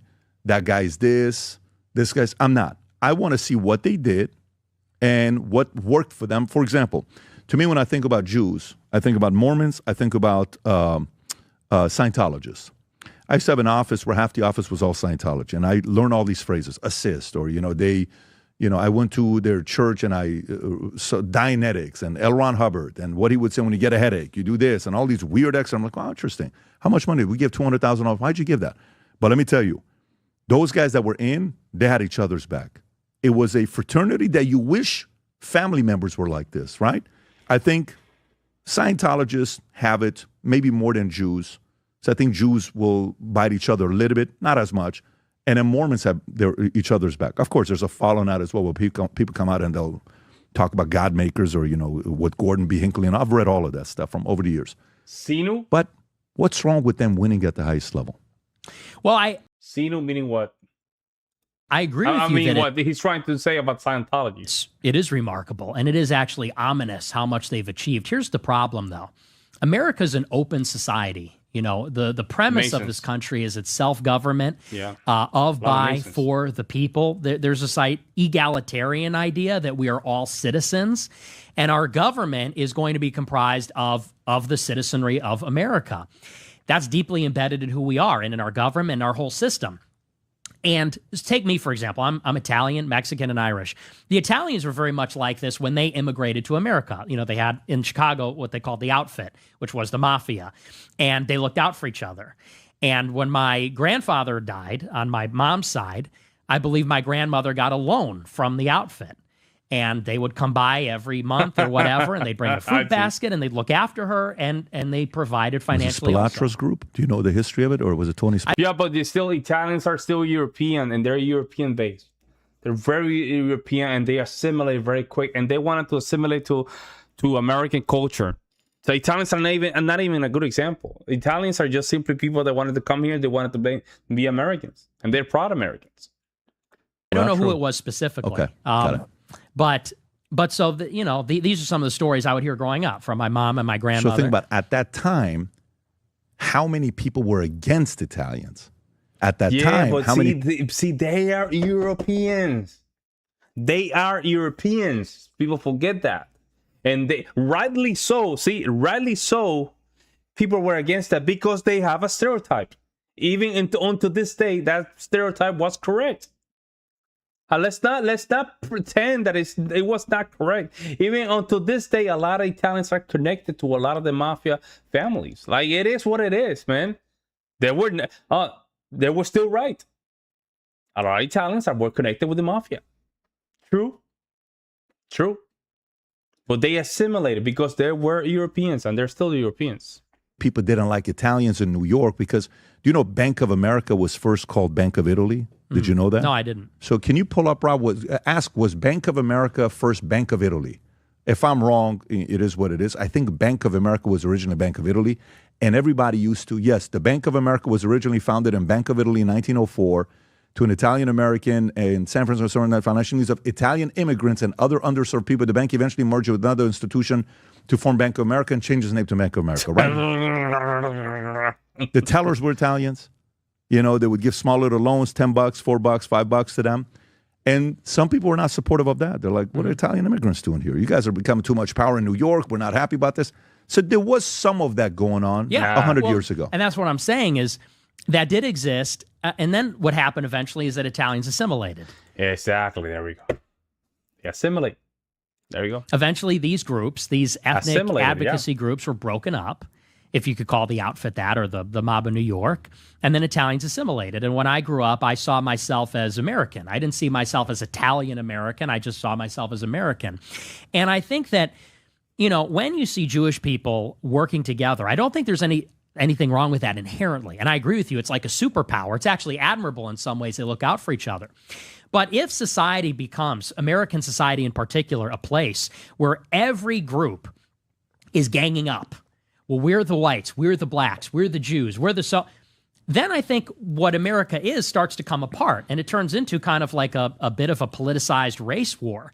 And I think that you either have to have a society where everybody gets to play by those rules and everybody could be pro what they are, or everybody is assimilated and we're all Americans. And that's why I say it's detrimental, is that if Jewish people are Jewish first, not of, by, and for America, but of, by, and for the Jewish nation, this is problematic when they're in positions of power, because are they looking out for all of us, or are they looking out for themselves first? And when you look at the Israel policy, that's where people start to say, I think you're looking out for yourselves first. I think you're biased. Mm-hmm. And unfortunately, you're using the public purse and American soldiers to fight your own battles. And that's the problem. That's a huge problem. I don't have hatred for them. I don't have a problem with them in themselves or even what they do. It's just that with our system, that doesn't work. You know what I would say to that as well? When, you know, if they use the American soldiers in their advantage and all that other stuff. Okay. Who negotiated that deal? Some president negotiated that deal. Someone said yes to it, right? When they say, well, let me tell you, you know, that person is afraid to platform this guy because he's afraid his donors are going to go and do this. And it's Israel's fault. No, it's not. It's the guy who runs it's not Israel's fault. What are you talking about? You know, this guy sends me a message. AIPAC. I got a text. Not a text. What do you call it in the X? A DM I get from AIPAC. Okay. Hey, we'd like you to come to Israel. We'd like to invite you. I'm sure many people get that message, right? They send it. I said, I'm going to come with my pastor. I don't want you to pay for it. I'm going to pay for it. I want to bring my crew because I want to go see Jerusalem. You're not going to see me putting the what do they call it? Would you agree that the internet is what immigrants now don't assimilate? Meaning they can basically still immerse themselves in their home culture and language and FaceTime and remit money home? Nah, I don't think so. You always, let's say I go to a place where English is not my first language. Like English is not even like people cannot even speak language. I'm forced to assimilate. I'm very forced to assimilate. I think the problem is that when you have people from one culture coming in to a country, that individual is not forced to assimilate to that country because you're already hanging out with your people. You see what I'm saying? The internet has nothing to do with that, right?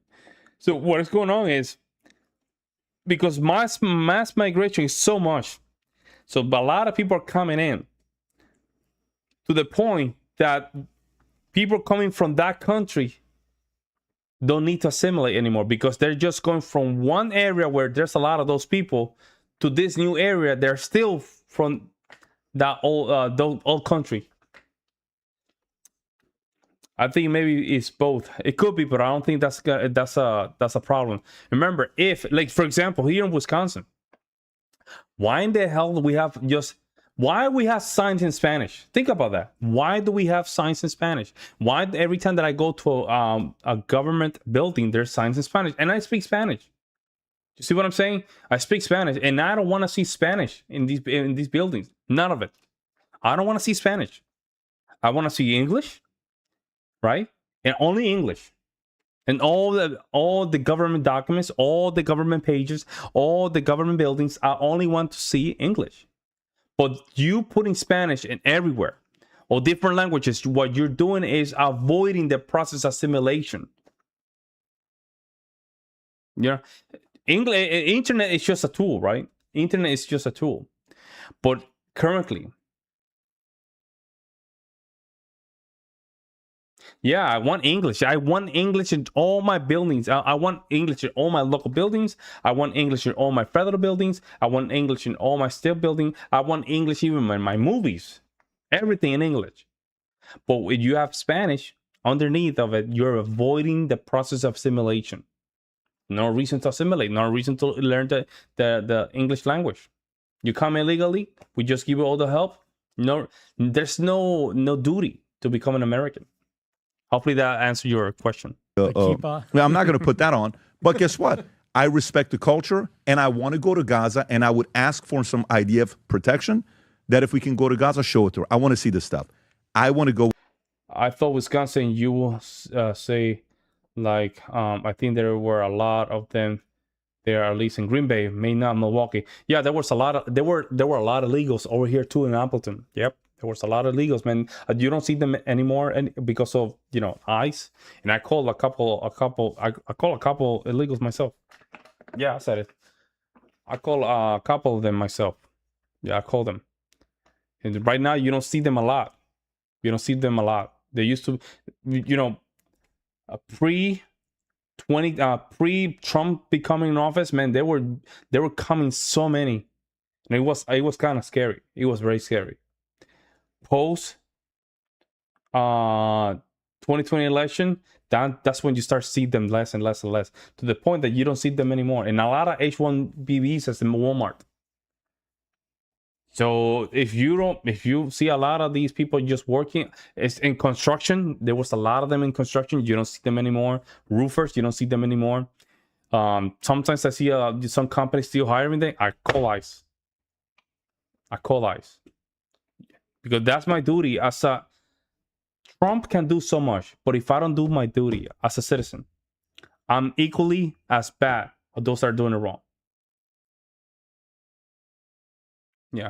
Yeah. Beautiful statement, but they're wokies. They're very wokey. With my pastor, first time around, I'm not going to take my kids. Maybe the second, third time I'll take my kids. But to me, I don't put the onus on, like when a guy's like, that guy has slept with so many people, this, and the girl said yes. No, but you don't understand. He's a man whore. But the girl said yes. So is it Israel or is it the girl? Do you understand what point I'm trying to make here? Absolutely. So to me, it's kind of like, I mean, look, if you said Israel over Muslims, right? Mm-hmm. Which of the two do you think has been a bigger net positive to America? Oh, well, it has to be Israel, absolutely. Okay, so a part about that part. But in terms of, I wouldn't say net positive.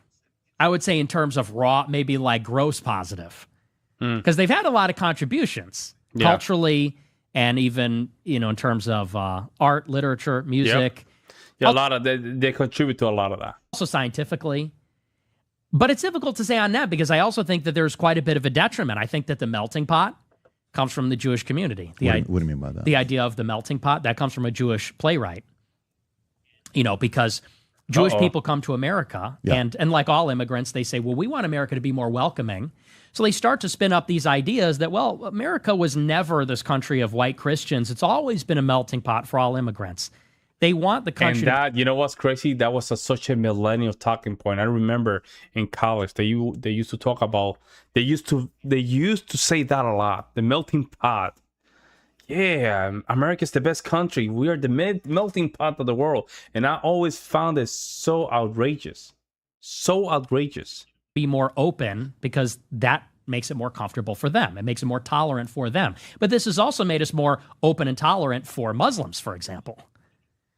We're bringing, I mean, who's been the biggest driver of like the Hart-Celler 65 Immigration Act? It was like the SPLC, which is run by Jewish lawyers.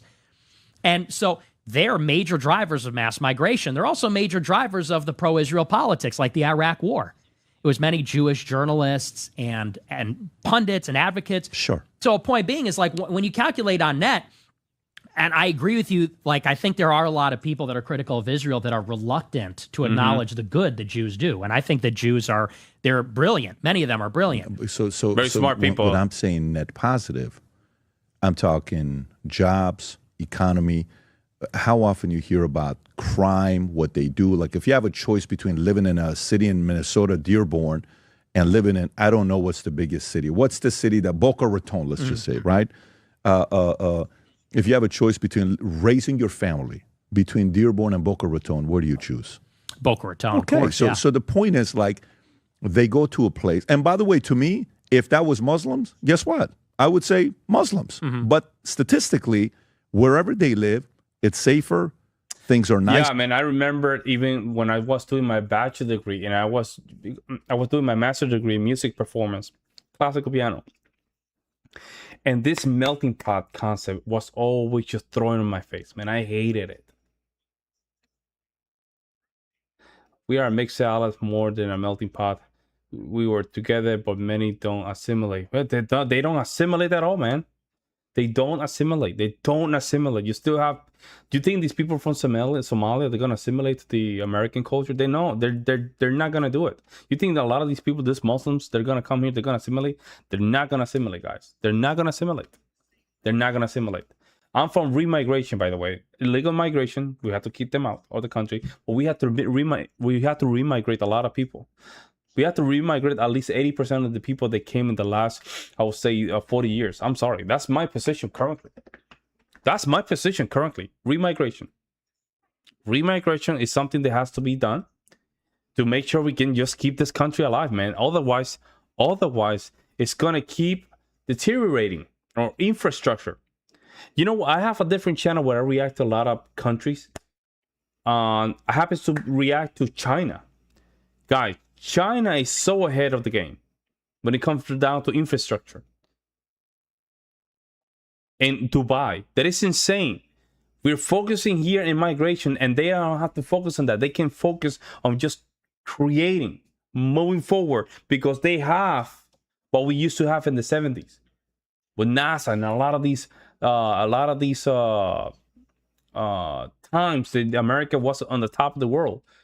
We don't have to worry about our sense of demographic, our sense of self. Even though we came from a different part of Europe, we were still, we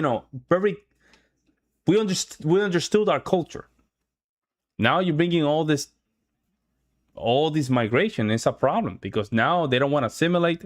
They just bringing crime. They're bringing their own culture. Now we have new problems. Now they don't want to talk English. Now we have to make exceptions to speak different languages. To the point it's just not helping us. Remigration, illegal migration. In order for us to really go deep into really fixing the United States, we have to get to the point of remigration. Right now, we're not accepting new citizenship. Out. I'm sorry, we have to out. You have to wait. At this point, we have to do it like that. That's my position. Sure. Things get better. I agree. And that is one part to measure where they're at. Now, do I see them overly aggressive? Do I see them the type that are going to use politicians and buy them like Marjorie Taylor Greene and other people are saying? 100%. Do I see them? They're going to be there in everyone's DM and email saying, hey, we'd love to support you. We'd love to bring you to Israel and, doing all that stuff. It's obvious. I'm seeing it myself. Okay. Do I look at that and shame them and say, oh, you shame on? I look at that and say, no, I wish Armenians would do that. I've never gotten an invitation from Prime Minister of Armenia. He should probably send me an invite to go there, right? It's not a bad idea to come and show the country. I'm Armenian. I'm a Syrian. Syrians don't have a country. It's probably a good idea.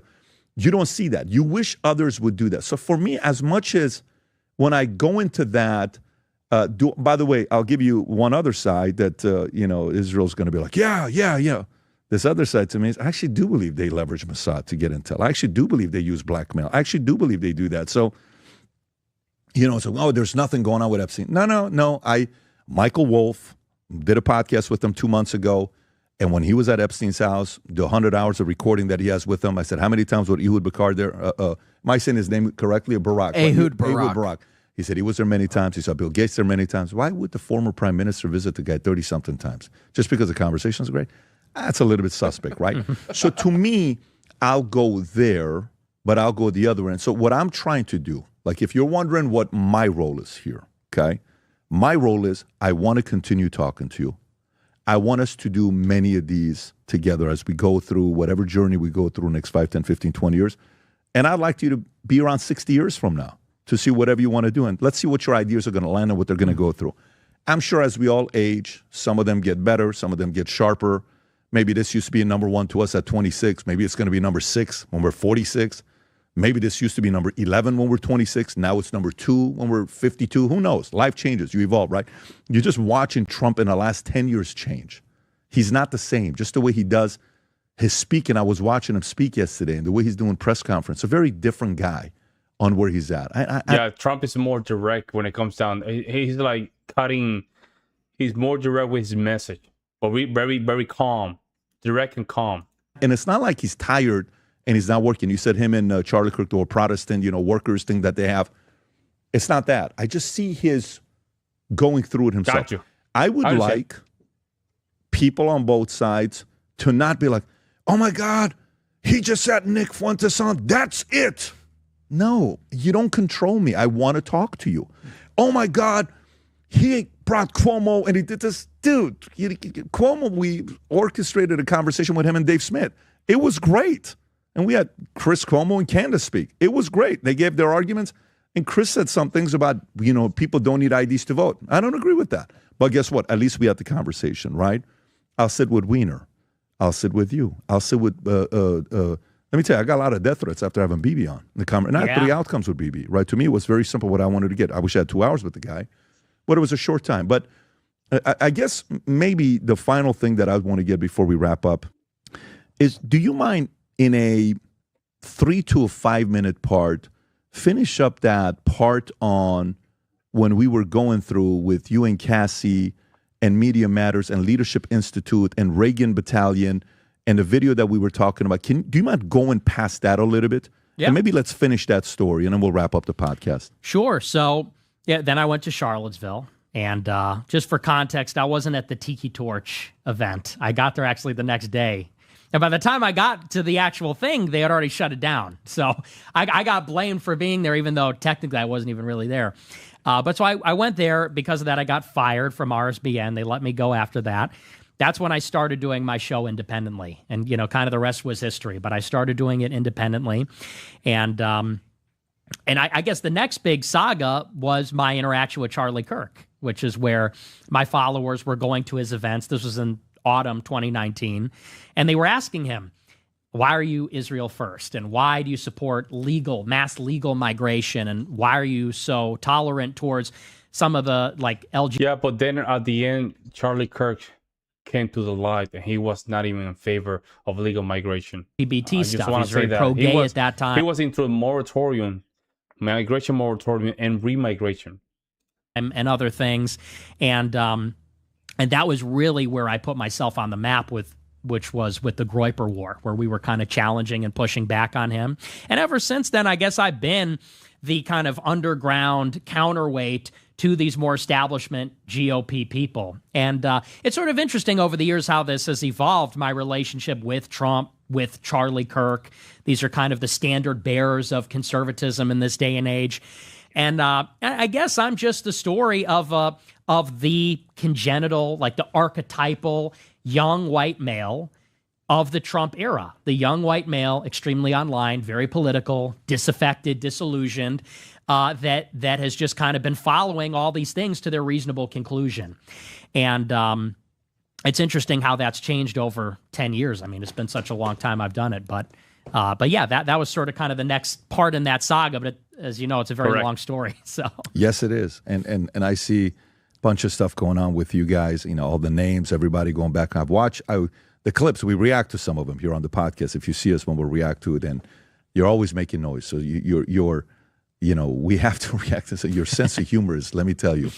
You have that sense of humor and the wit. It's a secret weapon, because you can have all the brains you want. You can be a very good communicator, but if you don't have that funny sense of humor side, that is a secret weapon that can't be taught. You can go take all the Udemy classes. You can go to Harvard, Yale. You can go to whatever courses you want to go take. You can study everything about the Constitution. Know every word better than anybody. The Federalist Paper, you can recite it. The Bible, all of it. You don't have a sense of humor? He's not going anywhere. And you're sarcastic, you're a troll, you got all of that. So it's great for camera. Yes. But Nick, I really appreciate you coming out. I got respect for you that you paid for it. Very good, man. Very good. I think this was very good. Yeah, Trump is very effective when it comes down to sense of humor. I think when it comes down to this, and also why JD Vance won't be the same as a candidate.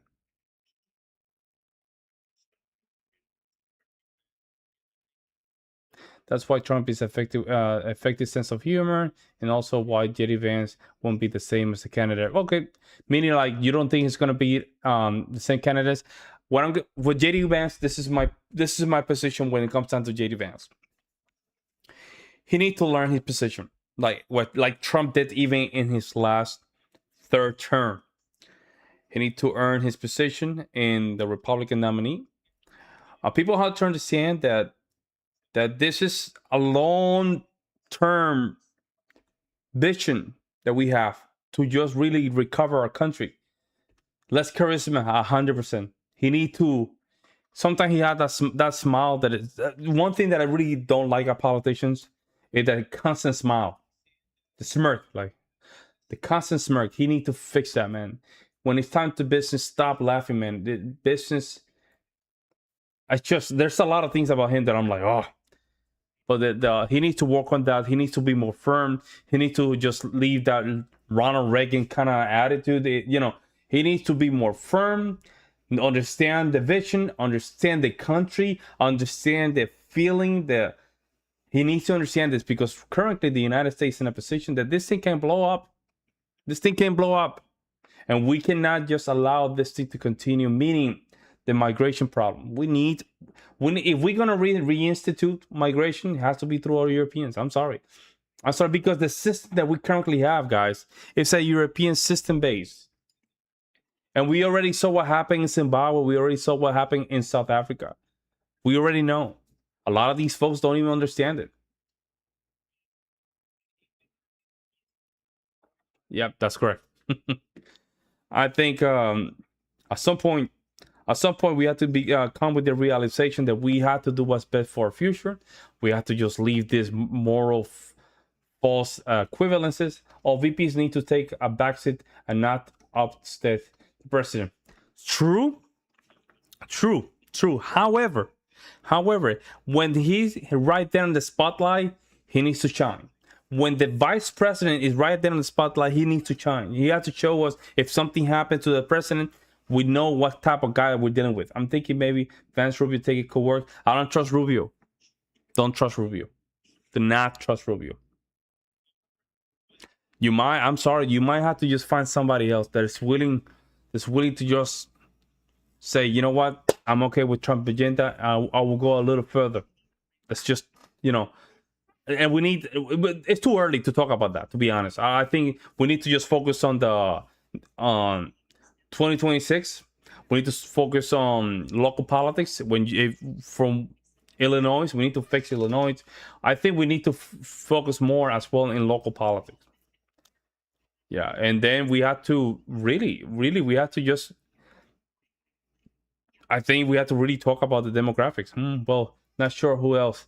That's why we had to see. I'm for sure if JD Vance or Marco Rubio throw some female in their VP, I'm not voting for them. Let the Democrats take it. Let the Democrats take it at that point. You can't do it. You can't do it. Female Republicans are bad. You know what's crazy? I like him too. Notice what happened when he started saying about the H-1 visas. He just went back to the background. H-1 visa gone. We don't need that anymore. We have too many people. We need people, guys. When you're, man, Americans need job. Americans need job. They need jobs. When I was doing Uber before I got my job, when I saw a lot of locals doing Uber, and I was a very good Uber driver, and I was not even making $100 because of the area. When I saw like 50 or 55 people doing Uber in the same restaurant, that's when I noticed that something was not, the system was not working in our favor. Right? I used to make $200, $250 a day in Uber, easily, or easily. When I came to Appleton, it was hard to even make $100. It was very hard. And imagine that, on top of that, you have people, 50, 55 people doing Uber in the same restaurant at the same hour.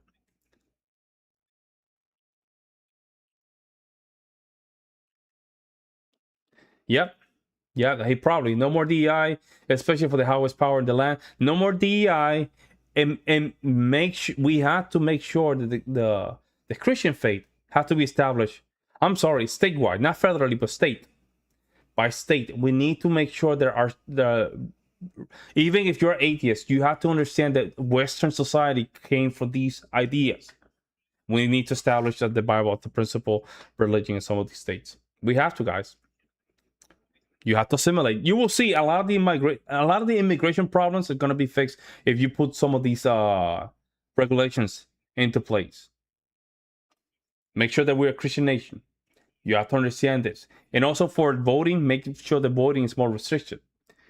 If you're an American citizen, you still have to take a citizenship test to make sure you understand how the politics works. Pam Bondi is all I need to know.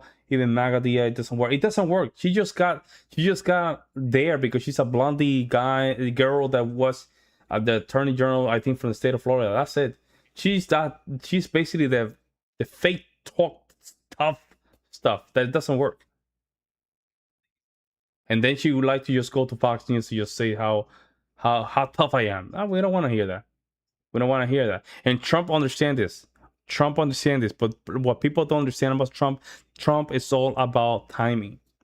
Trump is all about timing. Right now, the government might shut down, right? But you know what Trump said? If we shut down, we're going to start firing people from the federal government. It's all about timing, guys. He knows what he's doing.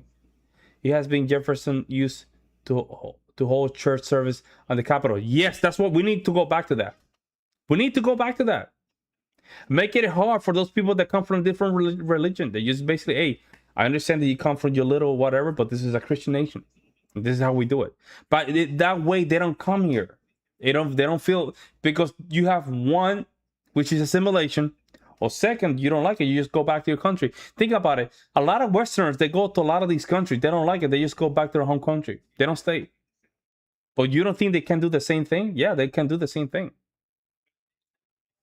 Very interesting podcast, very interesting back and forward. I love a lot of these conversations. I've seen like this video got shadow banned for real, man. Almost nobody received my notification. Yeah, but this is what we have, guys. Make sure you guys subscribe, share, comment. I really appreciate everything, guys.